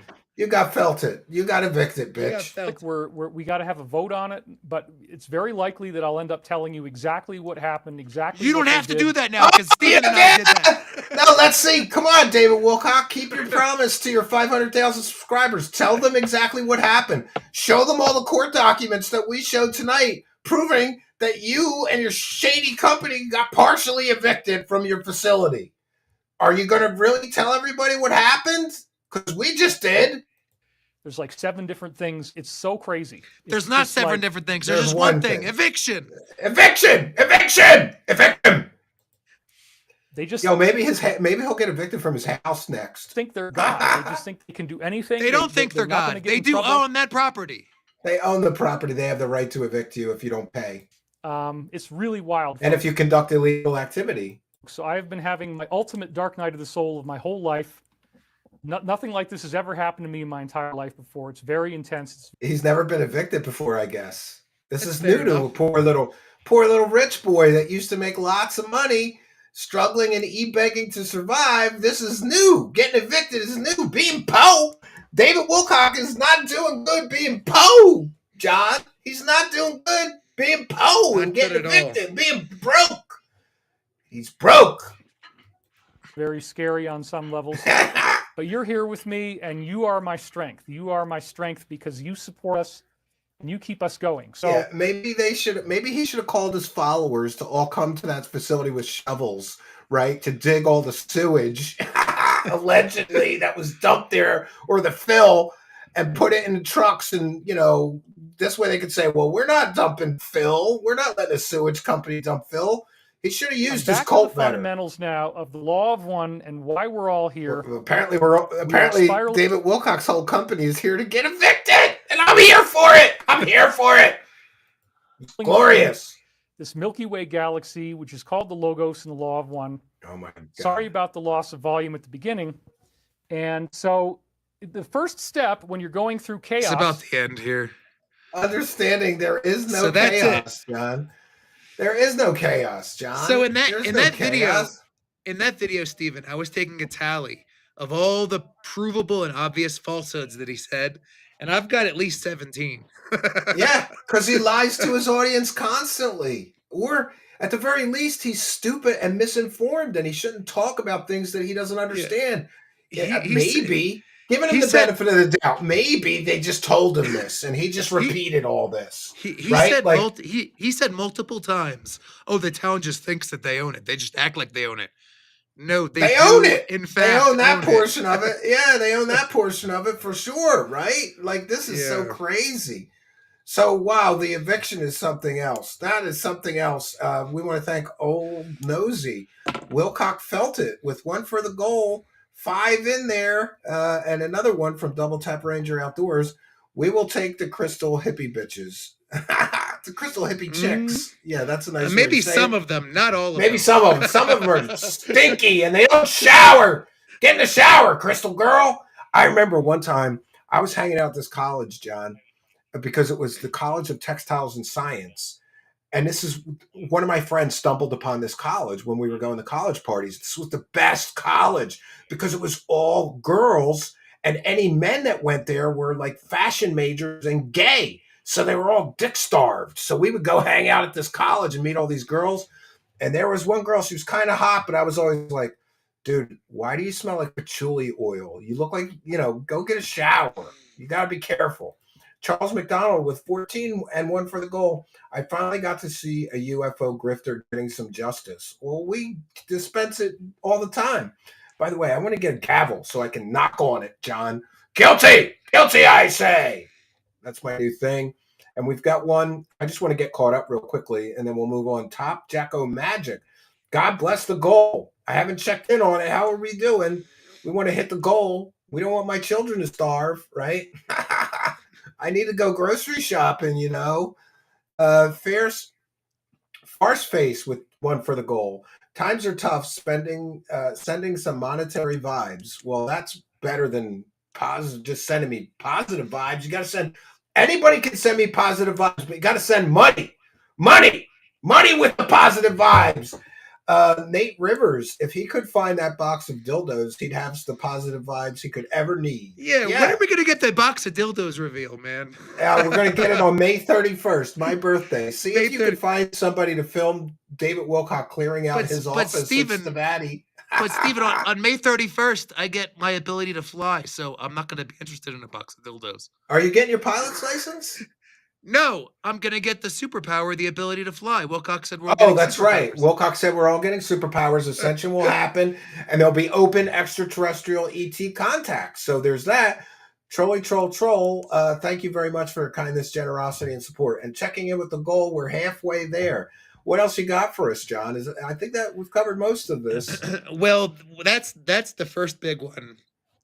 We also have to discuss a motion that came in 2 days ago by Stavatti in the Demetrio case to dismiss the case because they deposed Demetrio, and according to Demetriov's responses, they think that Demetrio is a money launderer, and so they are moving to have the case dismissed.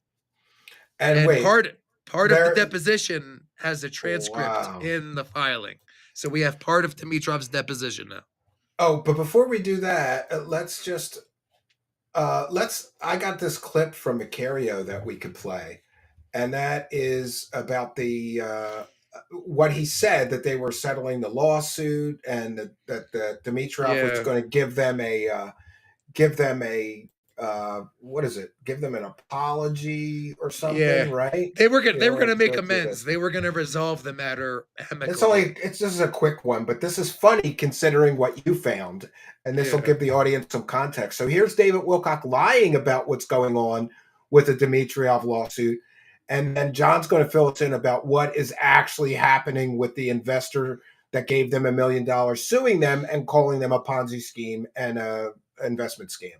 We got a $10 million loan. We signed it. That was over, a week it's like a week and a half ago. That's about a month ago now. They still don't have the money, John. Do you think they really got a $10 million loan, or is this bullshit? No, but you'll see. We don't know. They claim that they gave a copy of the document for the loan to Demetrio.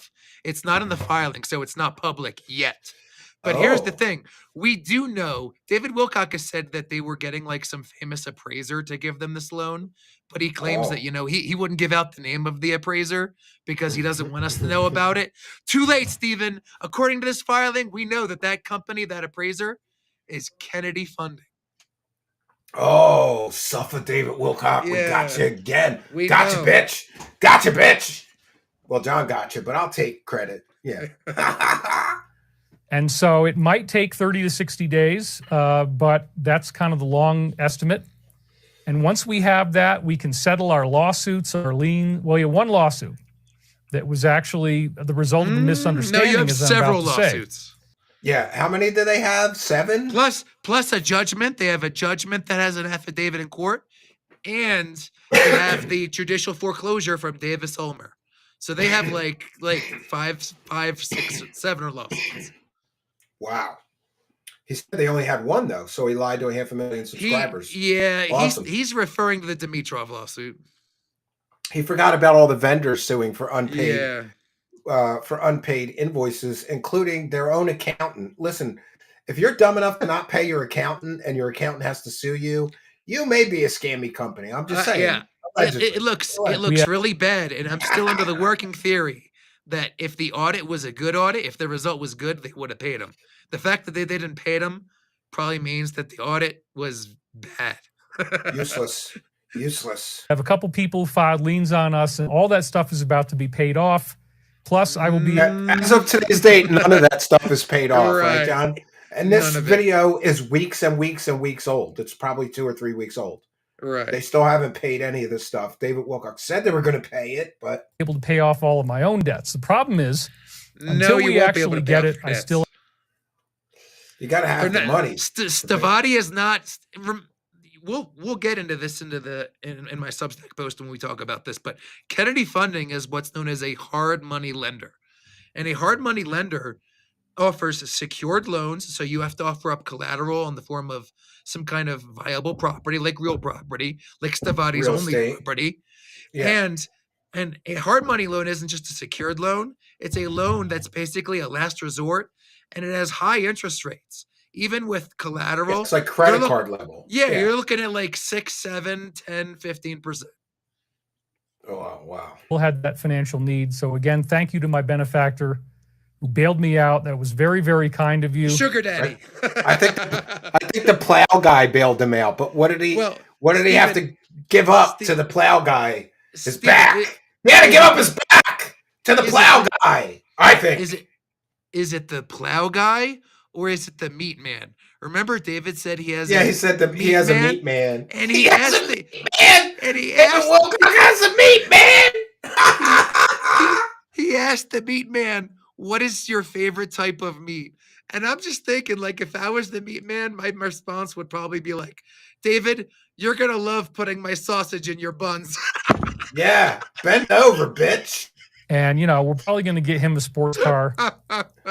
So after we do this settlement, we are likely to get an apology letter from the people who sued us because they genuinely thought that the trolling was real. They said, well, if all this stuff is online about this company, it must be true. No. Steven, It's by the way, pause it. Yeah. We're gonna find out in the filing and in my Substack post. Well, actually not my post, but the filing.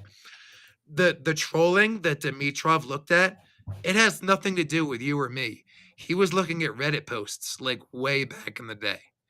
See, we're not the first people in the whole wide world to notice that Stavatti seems bogus. There's like posts and threads on Reddit about it, and that has nothing to do with us. Yeah, exactly. Yeah, exactly. He's blaming me for everything going wrong in his life. Like he made up a supervillain called Steve Cambion. It's crazy. Actually just one guy who's very, very dedicated. It's just one Maybe guy. somebody's paying him. Just It one seems guy, very likely that somebody Nobody's is. paying me. I'm doing it for free. Yeah.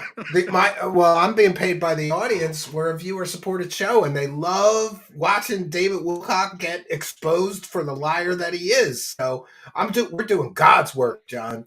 Again, I got a team of 8 people, and within 60 to 90 seconds, no matter when I post, I'm being attacked.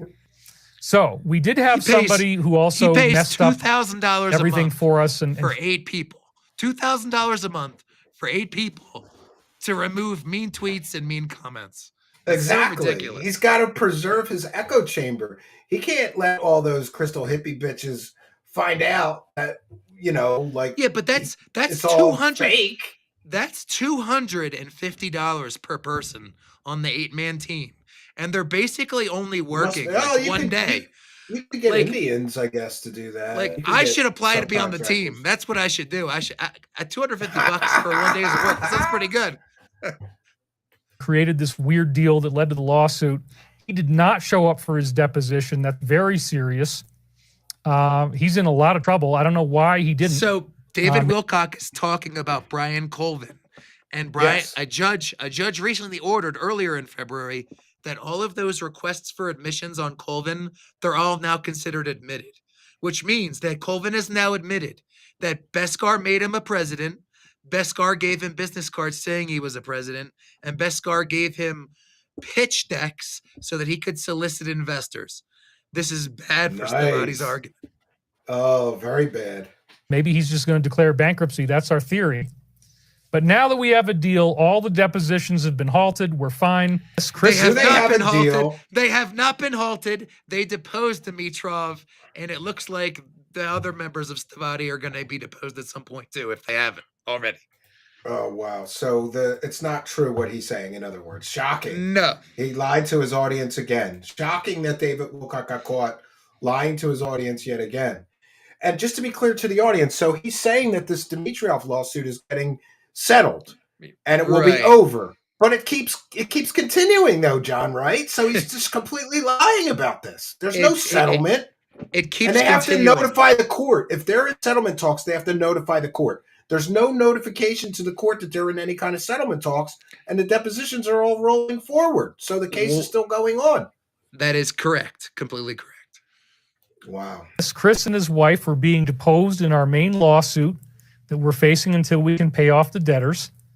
And then as I reread it the second time for the final unsealing, all depositions had called off. I mentioned that last week because we're getting our first loan, and we showed them the proof, and now they're like, okay, we'll wait and you'll pay us back, and we thank you. And they're going to write an apology letter.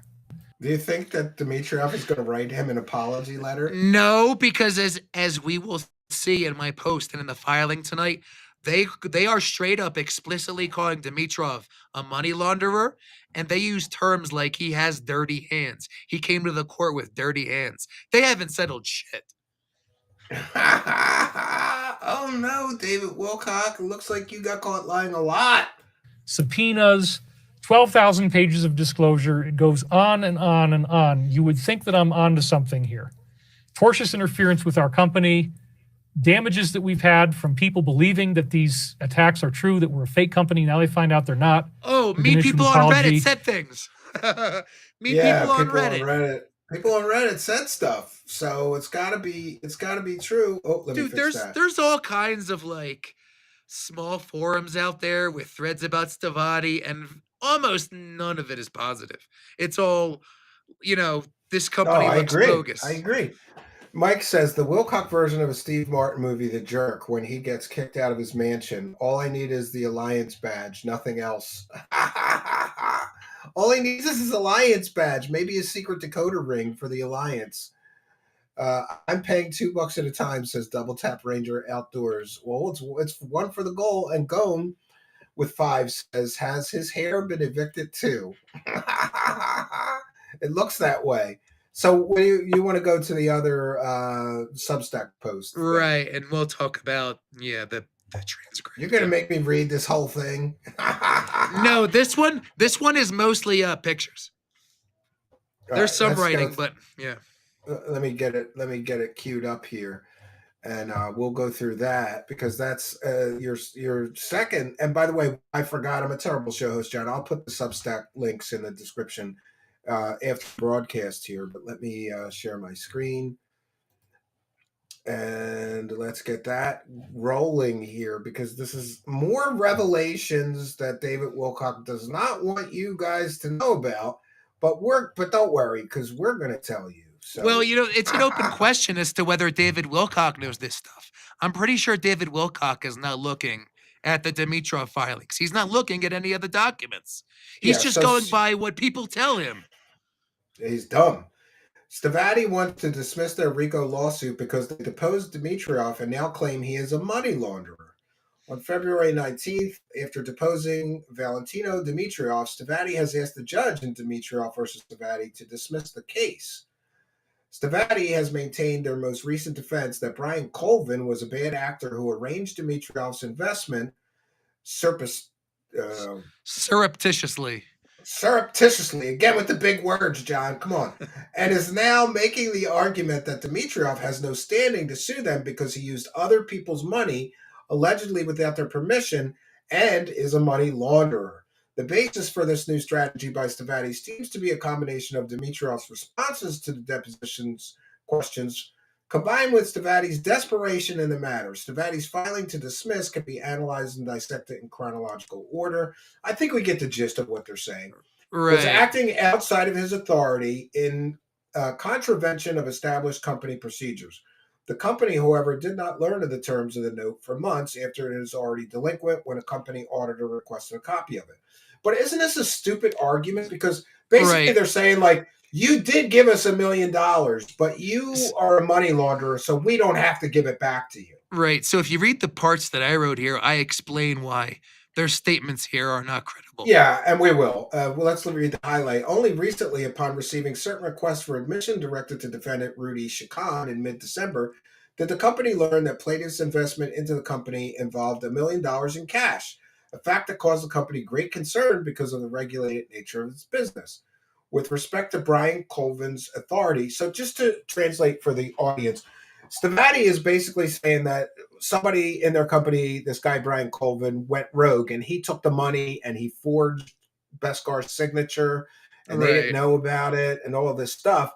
Colvin has already admitted that on June 2nd, 2022, Chris Bescar sent him an email identifying him as the Stavatti president, provided him new business cards and his title, and provided him pitch decks with which to solicit investors. Stavatti's argument here is very weak and possibly demerits them credibility on their part with the eyes of the court. With respect to Stavatti's claim that they did not learn of the loan until an auditor brought it to their attention, this statement also lacks credibility. Christopher Bescar's demand letter response is key here. The letter, dated October 24th, contains written statements by Bescar that preempt much of the current defense strategy. So Bescar said, "Oh, didn't he say right here, Stephen? You see it right here." During that same day, both Stavatti, VP Brian Colvin, and myself were in Washington, D.C., engaged in meetings. Right. So he knows at the point where he writes this letter back to Demetriov's attorneys, Bescar knows about the loan and all the details. And Bescar now claims as his new defense that Colvin did this, didn't tell anybody, and was a bad actor. Well, Bescar, you're writing in this demand letter that you and Colvin are still going to meetings together. So obviously you didn't fire him. Obviously you're still on good terms with him. So Bescar's statements that Colvin went rogue and he didn't know about it, those don't seem credible. It seems like they're lying. And here you say, not only does Stavatti take cash, but they also take precious metals. Stavatti's credibility is decimated with every probable false statement they make. So I was showed this some time ago by ex-user Spudwife. She showed me this forum post. You know, Stavatti, they've had different websites over the years. The website they have now is a little bit more polished than the old ones they used to have. Oh, they used to have ones that look straight out of the 1991. Yeah, like straight up Yahoo GeoCities type shit. But if you go into archive.org's Wayback Machine, they have a bunch of old Stavatti websites over the years. And if you go to the section where they have this section of an old website called Operating Rules, it clearly says that Stavatti takes US dollar cash and precious metals. Palladium, platinum, but silver, or prior negotiated barter in form of all contractual compensation and payment. Nice. Stephen, if you go back up to the filing, Stavatti claims that they want to dismiss the lawsuit because they're concerned that Demetriov gave them cash for the investment. Well, Stavatti, your website used to say that you take cash. Yeah, so what's the issue? This should not be an issue then, John. It's the part in blue. It's the highlighted part in blue. No. We read that already. So I think we said, the company involved $1 million in cash, a fact that caused the company great concern because of the regulated nature of its business. Oh, come on. And they take cash. Who doesn't take cash? David Wilcock gave them cash. So what's their great concern? Wow. So plaintiff testified that the cash was not his and he did not inform the owners of the money of its intention to use it, so he did not have permission to invest it. He testified that he was unable to recall whose cash it was, despite testifying that they are upset that they do not have their money back. Despite urgent and repeated requests for that information, plaintiff has failed and refused to provide it. So he That's hasn't given it interesting. yet. He hasn't given it yet. Yeah, and you say, and I agree with you, this seems like a Hail Mary attempt by Stavatti to get the case dismissed. However, Stavatti's argument here may have merit. If Demetrio does not cooperate with discovery on this matter, he will need the judge to side with him. Otherwise, Stavatti may be able to force discovery and demonstrate that Demetrio is not an injured party and it is not his own money in question in the matter. In any case, Stavatti's argument, despite the citation of case law, may not hold water in court. And here we see Rudy Chacon, So who this also is invests in the company. this is very enlightening. Now, we have previously talked about Rudy Chacon. I actually made a post about it on X sometime in the past. And we've mentioned the SEC case that he was involved in, the lawsuit, which was SEC versus John C. Willie Jr., where Rudy Chacon was participating in John C. Willie's high yield investment program. Anyone can go into Wikipedia, search for high yield investment program. There's a whole Wikipedia article on it. It straight up says they're scams. Wow. Yeah. So Rudy Chacon also invested in the company. Rudy invested around $240,000 based on the promissory note with the same infirmities as the note plaintiff was sued on. However, he has not joined plaintiff in his wild allegations against the company, but rather is reasonably awaiting developments in the company so that he can be repaid. The company has demonstrated its bona fides during discovery and is noteworthy, has negotiated a $10 million loan based upon airport property it owns in Niagara, New York, a copy of which has been provided. Plaintiff has come before the court with dirty hands. Right. But they're settling. They're cool now. Stavatti and Demetrio are cool now. Stephen, They're according to just Wilcock. saying that they're calling him a criminal. They're calling him a criminal. Rudy Chacon has been discussed by myself and Demetrio's attorneys in the past. He was involved in an SEC lawsuit, John versus Willie Jr. Rudy was also involved in Willie's high-yield investment program, which turns out to be fraudulent. HYIPs are a common investment scam. Willie was convicted, and based on undisputed court filings, Chacon was involved in bringing other parties into the scam. Stavatti alleges in their filing that Chacon is merely an investor, but as Stavatti's source told me on the telephone, that they have personal communications with Rudy, potentially establishing Rudy as part of the Stavatti operation. To make matters worse for Chacon and Stavatti, their associate David Wilcock clearly states during his December 18, 2024 live stream that potential Stavatti investors are being recruited to join high yield income. Yeah, based on the facts. Play this. Stavatti, play this video. Okay, here we go. This is fair use, transformative work. But he had put it into a fund and he was going to release it to work with us, and he was never able to access his money. They just simply would not let him cash it in. Stardust, I wish you Merry Christmas. David, Starseed, love from Ohio. Thank you very much. So he couldn't get his money out, and then we had another lady who was going to give us a loan, and then she was invited into this investment program. It says it's got high yield. Ooh. High yield. And it was the same amount of money. High yield investment program. Exactly. HYIP. I wonder who invited her to it. Was it Rudy Chacon? Could have been, yeah. Make Probably a greater was. income off of this trading program, and it would be faster. And so that's an example of a deal that was very, very close. It would have stopped my bankruptcy. It would have healed my life. I would have been able to pay off the IRS. All the pain would go away. That was months and months and months ago. So months and months and months ago, and it hasn't happened. With respect to Stavatti's claim that they provided the plaintiff with a copy of negotiated $10 million U.S. loan secured by their Niagara property, there isn't much to say in this case, as only the plaintiff has a copy and the details aren't public. Chris Beskar does admit in one of the exhibits in the filing, in an email he penned regarding a potential deal with Greek airline, that Kennedy Funding is the principal firm involved in the $10 million. So we know exactly then who was giving him the loan. The appraisal for 9400 Porter Road, read as associated with the Kennedy Funding loan, is successful. Stavatti has many great things in the works. Yeah, they have great things in the works if they could just get tens of millions of dollars, John. And you Yeah, go on to say, if only yeah, if, only if. it remains to be seen how the court and judge will receive this filing and whether or not a hearing will be scheduled in the matter. It is notable that Stavatti claims the lawsuit against him is defamatory, while also alleging in writing that Demetrio has dirty hands, a claim that is tenuous considered that it is based on the fact that Demetrio has not provided details on the sources of the money. Finally, Stavatti also included a partial transcript of the Demetrio. So this is where we get the Demetrio. Right, and this is Yeah. this is the parts of the transcript that they used to support their argument that Yeah, and Dimitrov is so a money launderer. they're asking in the deposition what was the source of the money, and he gives various explanations of where the money came from. But Correct, and his lawyer does give some objections, some timely objections. We'll see if anything happens with that. yeah, it's interesting. And I like the one portion, and this cash is your cash. Well, it wasn't at the time, but it was. It was in my cash, my possession, but there was cash from a different project I was doing. I don't think where the money came from is relevant.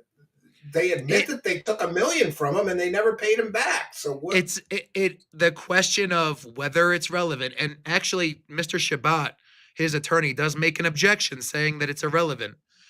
Whether or not he is the lawful agent, or whether it's actually considered his money, that Yeah, here may we be go. pertinent. And that question is Objection, the relevance. Yeah. right. And this question, Stephen, of whether or not this argument's going to hold any water, this is like their whole Hail Mary here, because they got no other argument really that I can see. Yeah, and here Dimitrov is talking about the company. Well, it was, yeah. I mean, it wasn't familiar with the whole thing. It looked to me legit at the time. So, yeah. And here we've already been over the fact that this $1 million that you invested was other people's money. Yes. And you're going to provide us with the information of whose money that was. Yeah, correct. So good. He'll tell them where the money came from, right? Um, yeah. Well, did you have any knowledge of $100,000 that was going to somebody else or to Brian Colvin? No. And here in this, he also says that he thought they were a scam because they haven't made a single airplane, right? Right, and it's due to Reddit. Like if you look at up there, it talks about Reddit. Yeah. Yeah. So Yeah, right there. You just interesting. passed it. You just passed the word Reddit, right there. Oh, okay. So Yeah. Stephen, you Comments and on I, Reddit. yeah, you and I I don't get a post on pass. Reddit. I don't post on Reddit anymore either. Yeah, they always banned my UFO posts. They're a bunch of true believing idiots over there, morons. They don't like skeptics. So I after like 10 of my posts got banned, I just was like, well, I'm not welcome here. I don't. This is not the site for me. They don't like UFO skeptics, but apparently they love Stavatti skeptics at Reddit. Yeah. Yeah, is that an online search engine? Yeah, and then I had something that I could share here. I grabbed this because I thought that this was the best. This was the best. Let me make sure. 1 second. Oh yeah, I got it. Okay, so he's asked, "Can you tell me anything on the company's website that is inaccurate? What's wrong? What's deceitful?" And Dimitrov says, yeah, for example, they don't build airplanes. I don't believe that they have even built one plane. There's a lot of things right now, but I mean, no, it is whatever. So Dimitrov is saying the same thing that you and I have been saying. They haven't built a single airplane. Well, How are you remember, in Stephen, business for 30 years as a company that builds airplanes and you haven't built one? You haven't here's the built thing. one? You and I have said they haven't built a single airplane. But Stavatti's own lawyer, their own defense filings, they write in the defense filings that they admit that they've never built a single plane. So it doesn't matter what any of us say. What Stavatti has legally filed in court under a penalty of perjury is that they've never built shit. They never built anything. Yeah. 0 with 5 and 1 for the goal. Unlike Wilcock, Steve earns his money. Well, thank you for that. We appreciate your kindness, generosity, and support. Reddit is confusing, and people are not big fans of Reddit in the live chat. So, wow, what a great run through and peeling back. Thank you so much for coming here and helping us to peel back these layers of deception. David Wilcock's going to have to make 42 slides to try to explain away tonight's broadcast and make excuses for reality. Stephen, remember, right before this show, Wilcock posted that because he thinks there's going to be wind on Sunday, he's actually streaming tomorrow. So, you know, there's like he's got like maybe 12 to 16 hours to make all these new slides now because we've got our show now and he's gonna got have his to live make stream something tomorrow. up. David Wilcock, suffer, bitch. You're gonna have to make some stuff up to cover for this. You're gonna have to make up a lot. And I'm checking in with the goal, and we are 21 away from the goal. But John, poor John, I want to thank him because he's having a tough time with his throat. And I've been there. The last thing that you want to do when you're in a position like John was in is, I got to talk for 2 hours on a talk show. So we try to crutch him along here. Thank you, John. For doing this. It's that damn deep state. They're using their psychotronic weapons on my vocal cords. That's what it is. It's an energy attack. No one has ever been attacked like I'm being attacked right now. Least of all, David Wilcock. It's so stupid. So I don't want to make you talk too much longer, but my audience is going to want to know this. So where do you see this whole Stavatti thing going in the next couple of months? And will David Wilcock finally acknowledge they're never going to build anything, or is he going to keep staying in the land of make-believe? I think that Wilcock staying in the land of make-believe that's probably a safe prediction. That's probably going to happen. Not much is going to change on that front. I am asking myself, what is the town's goal and end goal and strategy here with this eviction and taking possession of that 3.8 acres? What are they trying to do? Do they still have intentions to put a first response center there? Or now that they've taken that 3.8 acres, are they maybe going to maneuver and muscle to somehow get Stavatti off the rest of it? I don't know. Because in these filings, Stephen, the town is clearly saying, Stavatti told us all these things, and then they haven't done any of it. And now there's all these unpaid contractors and liens. There's all this drama and legal troubles after years. Foreclosures. It's not looking good for them. It's just the town. It looks so shady. Evictions, foreclosures, taking out a mortgage and not paying it back. It all looks so shady. Not paying your creditors. They're not even paying their accountant. That's bad. And the town and their filings and the words they use, they're kind of telegraphing like they may not be done. Do you think let's be fair though and play the devil's advocate. Do you think that the town, because they maybe feel scorned that they were lied to and manipulated about the tax breaks and all these jobs that they would create, maybe there is a little bit of retaliation going on here? Like we're gonna get you back for lying to us and deceiving us? I would think that there is an emotional component, but I don't know how much and what direction it's driving. That's the big question. That is the big question. And so, come May, everybody will know that David Wilcock's latest angel grift comes crashing down because we won't get open extraterrestrial contact or superpowers. Do you think he's going to move on to a new grift? Well, he's already doing damage control. Remember that one post he commented on? Yeah. He's like, nobody knows the time or the place. No. Yeah. Let me be clear. David Wilcock says no one knows the hour or the day. And David, to be fair to David never predicted the hour of the day.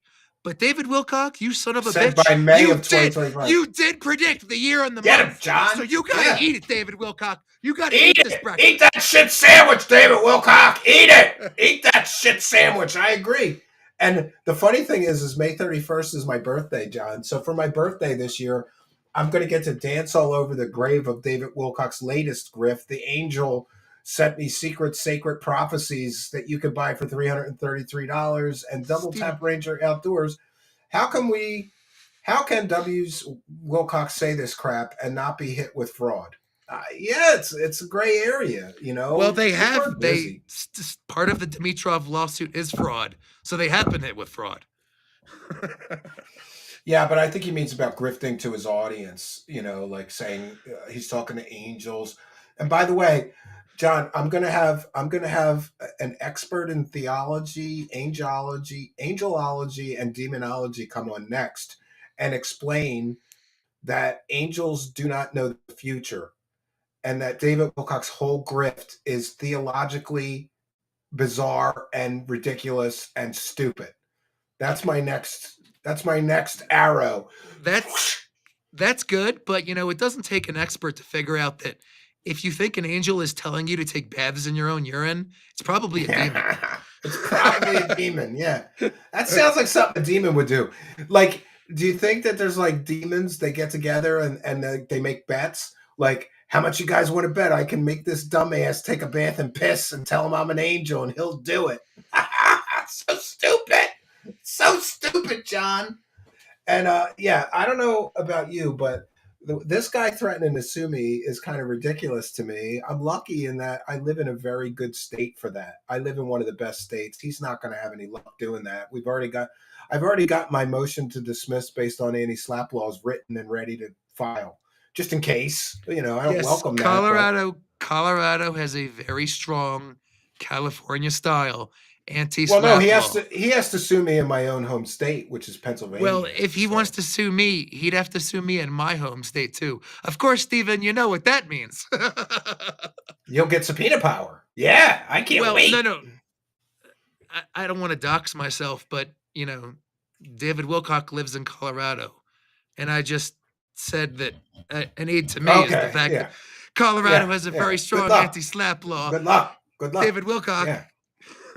Yeah, it's just so ridiculous. And I love the fact that he's telling people that he's getting me arrested, and meanwhile he's under criminal investigation for something stupid like feeding wildlife on a public live stream like a moron. You know Wilcock, such a moron. Wilcock is down to the bottom of the barrel here. I mean, if he's threatening lawsuits based on BS, he's desperate. He wants you off the air. He wants you off the air. He wants me to stop. Stephen, he's paying $2,000 a month for 8 people to delete mean tweets and comments.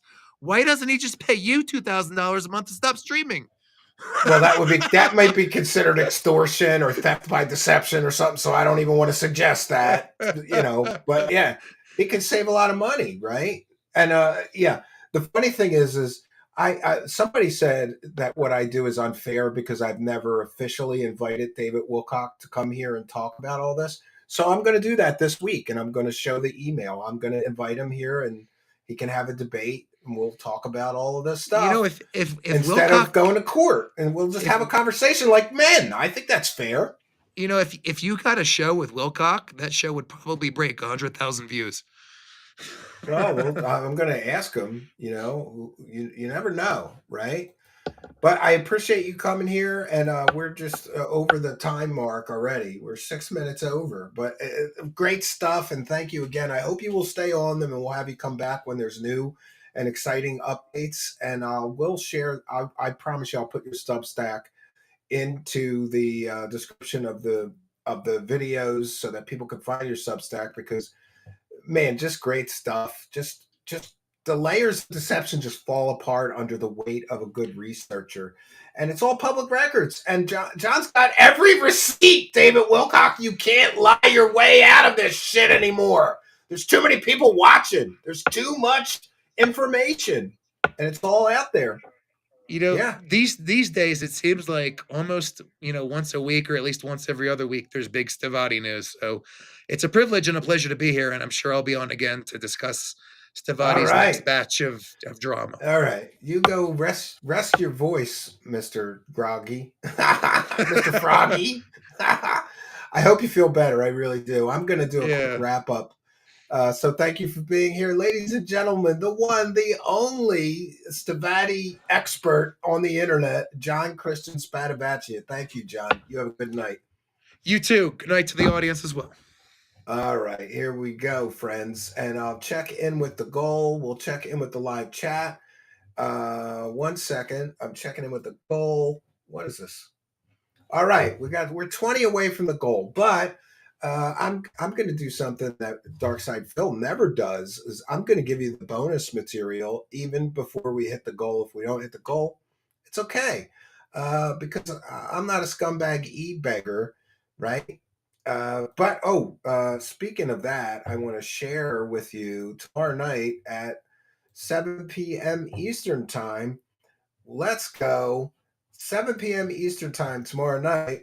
I want to welcome all of you to Steve Campion's Pig Roast. And we're going to be doing a Dark Side Phil update with some of the funniest stuff I have found about Dumbside Phil. And he's still crying and he's still begging, and he learned nothing. Nothing, friends. He learned nothing from his interview here. He stopped begging for a full, maybe day and a half or 2 days.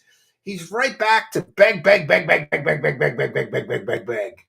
And a lot of people, I wasn't sure we were going to continue any coverage, but some of the stuff he did this week is funny enough.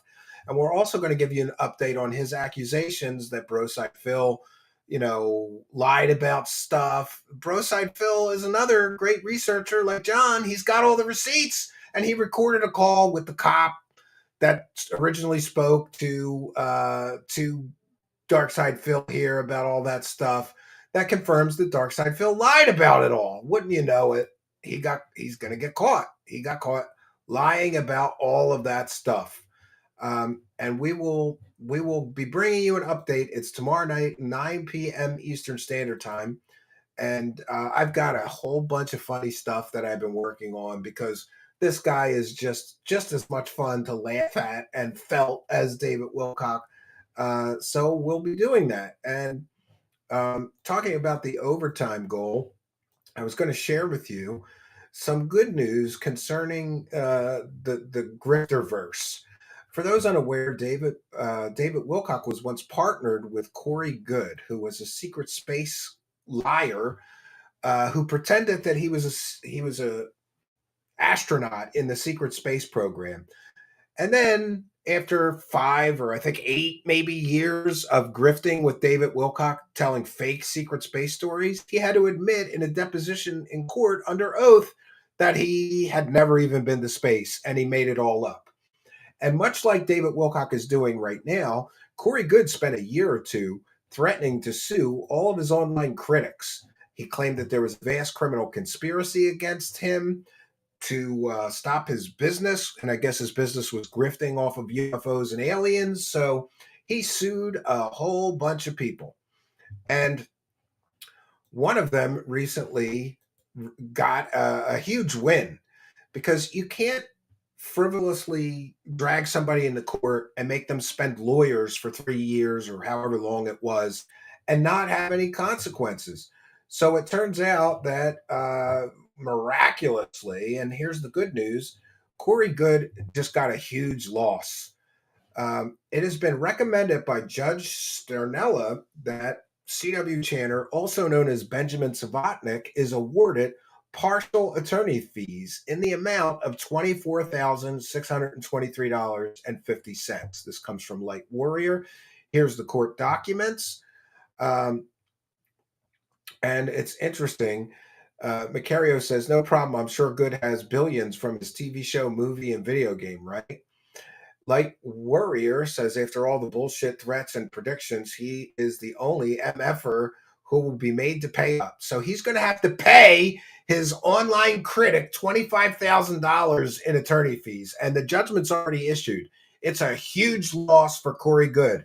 And this, my friends, may serve as a cautionary tale to David Wilcock, because if David Wilcock is dumb as rocks enough to try this shit with me, suing an online critic, I will file a countersuit. If I can't get the case dismissed, I'll file a countersuit against him, and included in that countersuit will be that I will demand that David Wilcock pay me all attorney's fees, and I will win, because I'm a winner. David Wilcock, you just keep taking the losses. You just got evicted. Your company got partially evicted because you're a loser.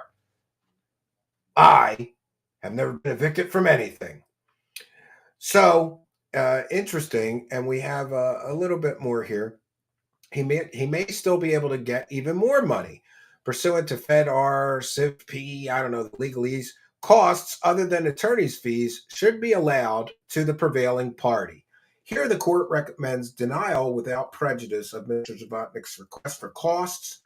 Mr. Stavatti must comply with certain laws, which requires him to file a bill of costs on the form provided.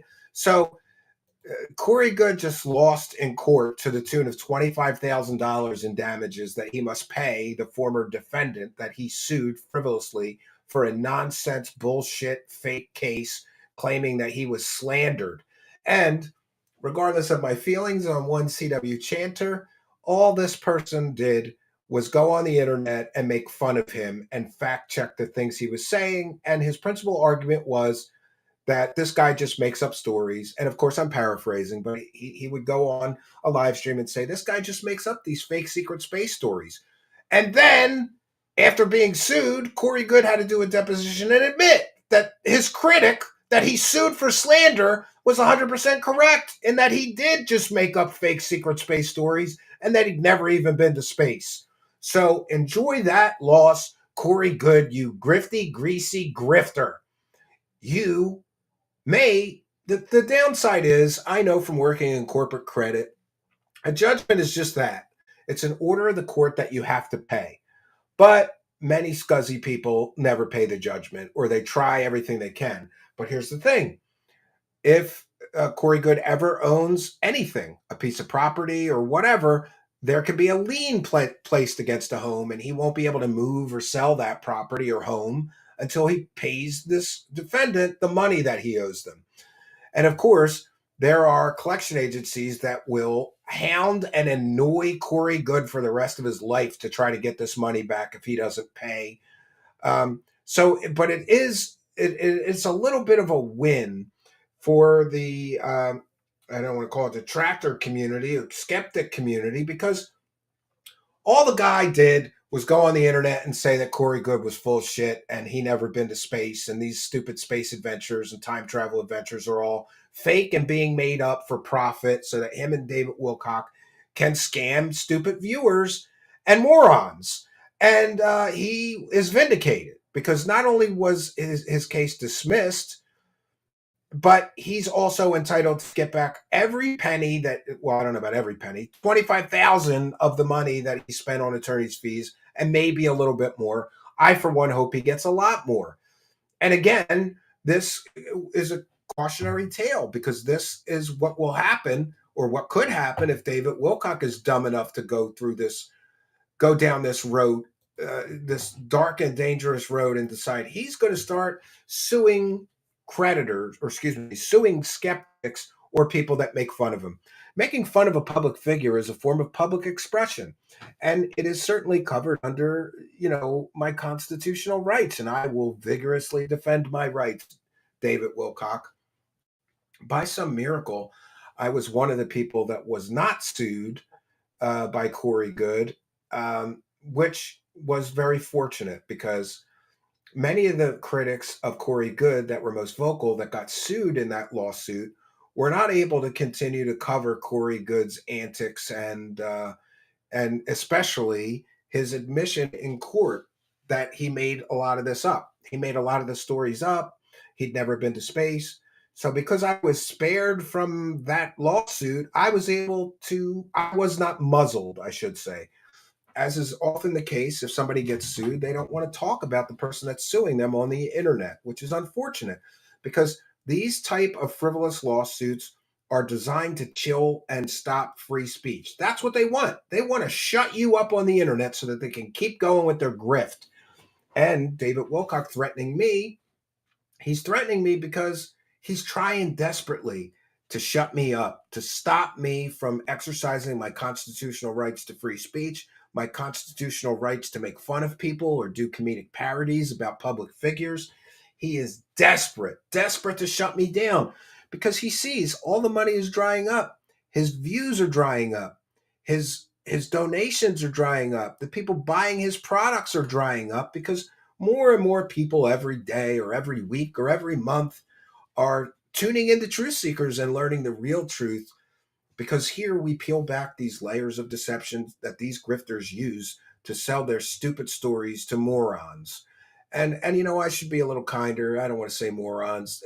Let's just say he sells his stupid stories to vulnerable people, and that is unfortunate. And surely, Krug says, I bet you can use an extra 40K. Well, no, because I would have to spend 40K and then get it back later. I'd have to spend 40K on lawyers. If I couldn't get the case dismissed pro se, which means representing myself, then I'd have to hire a lawyer. I don't welcome that, right? That's Fact says, didn't take much to realize he's a fraud. Yeah, for most people, but some people are truly, truly, in a bad place, and he offers comfort to people who need it. Just like a televangelist or a preacher or whatever. Operation Shutdown, the truth prevailed. Go truth seekers. Yeah, I'm happy that Cory Good will have to pay that person their lawyer fees back. It's not fair that some wackadoo lunatic who says he time traveled and was age regressed and was Earth's galactic ambassador can sue you because you said on the internet you don't believe that's true, and then you should just have to waste $40,000 or $50,000 on an attorney and not get the money back. I hope he gets every penny back. What happened was not fair. Troll. David Wilcock will end up living on a park bench and mumbling about how he had millions to anyone who will listen. Yeah. So questions or comments for me, please put them in all capital letters. We're still 20, I believe, from the goal, but I've given you some bonus material. If we hit the actual goal, we could do a wackadoo of the week, and I would welcome that. All right. Astereo's sentient code, like me getting grifted by Dave Rossi, along with everyone following him on YouTube or Patreon. Not familiar with Dave Rossi, but I'm sorry that you got grifted, right? Yeah, so it's interesting that David Wilcock is lying through his fake teeth about me, right? Oh, he's getting arrested. There's a criminal investigation. No, there isn't. There's no criminal investigation into me. I checked with both the Boulder County Sheriff's Office and I checked with Philadelphia Police. My father has friends that are still police, or had friends, I should say. God rest his soul. And there's still a couple of friends of my family that I could reach out to and get the truth. There's no criminal investigation in Philadelphia, there's Boulder County, or anywhere else. But we do know for a fact that David Wilcock is under criminal investigation for something as stupid as feeding moose like an idiot. Friends, nothing surprises me in the wacky world of Wilcock anymore. Arlene Atkinzel is here. Welcome. These grifters take money from people that are desperate or vulnerable. They will continue to thrive just like charlatans and preachers. Yeah, most likely. Crunt says David will likely run off and out of the country. Yeah, maybe. You never know. I'm sure he'll continue. Crunt says L. Ron Hubbard did it. He used to stay on the boat in international waters. Yeah, so that he could avoid authorities, right? Oh, okay. I know who you're talking about. I apologize. Jeremy Rise brought him up recently. He was on Jesse Michaels. Yeah, and of course he was grifting and scamming people with a Patreon and stuff. Oh, aliens taught me advanced anti-gravity and free energy physics, and I'll share it with you for just $5 a month on my Patreon. You're a grifty grifter. He's a dirtball scumbag moron, right? Okay, Random the Bro says their false narratives can only last so long. Yeah, I completely and totally agree. So the good news, friends, is I'll be back tomorrow night at 7 p.m. Eastern Standard Time. And I'm also happy to mention that we hit 17,000 subscribers. So thanks to all of you. If you haven't already, please be sure to hit that subscribe button because we'd like to hit 20, right? And my thanks to all of you who have subscribed so far. And my thanks to you kind and generous benefactors, you YouTube channel members, you Patreon supporters, super chatters, super stickers, super thanks. Did you know that you can still throw some money in our hat, even if we're not live? Just hit that thanks button, put in any amount you wish. And we thank you, super thanks people as well. You people buying me a coffee and kind and generous PayPal pledgers. Instructions for how to help are in the description of the video. Oh, and I want to address something. Some nasty person was in my comments saying, you're just like Darkside Phil because you asked for money at the beginning of the broadcast. And here I am at the end of the broadcast, reminding people that, yeah, we're a viewer-supported show. There's a big difference between doing that twice and just reminding people how they can contribute and help the show. There's a big difference between that and asking for money over 100 times and begging and guilting your audience in one stream. I think that and by the way, I think that's a bitter, angry, jealous little other show host who's having trouble breaking 500 views a video right now, because normal people understand that if you're doing a show and your viewers support it, you're going to mention once or twice during a broadcast that your viewers support it, right? It's kind of ridiculous that somebody would be critical of me and compare me to Dark Side Phil, but it is what it is. We want to thank initials JW, who didn't give a chat room user ID, for the support of the Truth Seeker show on PayPal, a kind and generous $10 PayPal pledge. And thank you very much for your kindness, generosity, and support.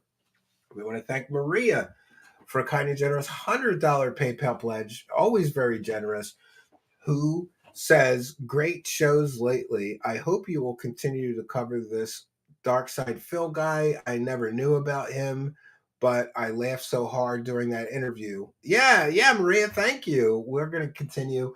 At least I got another shot for him. We'll decide what to do after that.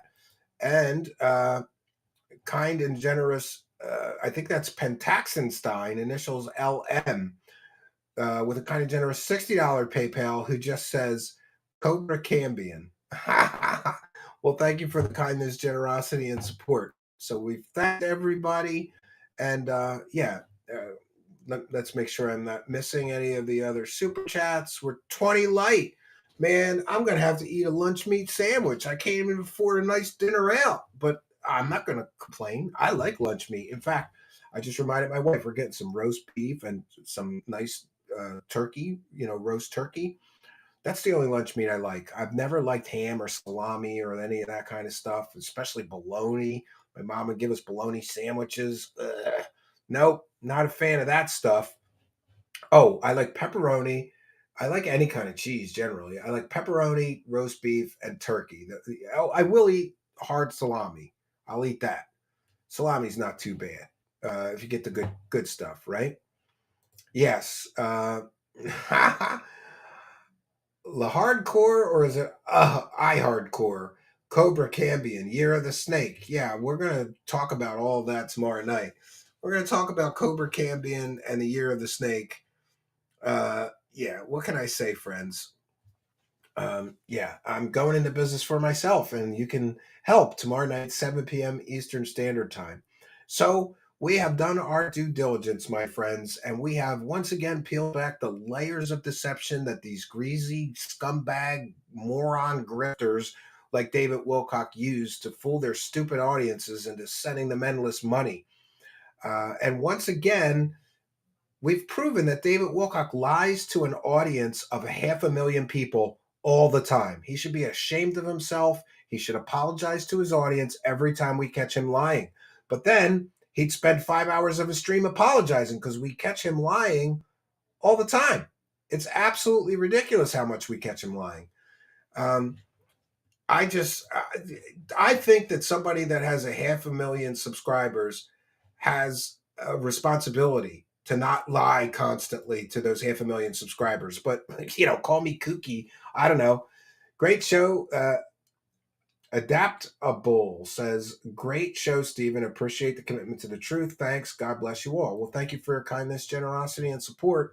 Yes, so we've done our due diligence. I'm going to bounce on out of here, but I will be back tomorrow night, 7 p.m. Eastern Standard Time, and I hope you will be here with me. So we want to thank our wonderful guest tonight, John Christian Stavatti. He's got the receipts, friends. So that's all I got for you, friends. Until next time, my name is Stephen Cambion. Good night, and God bless all of you.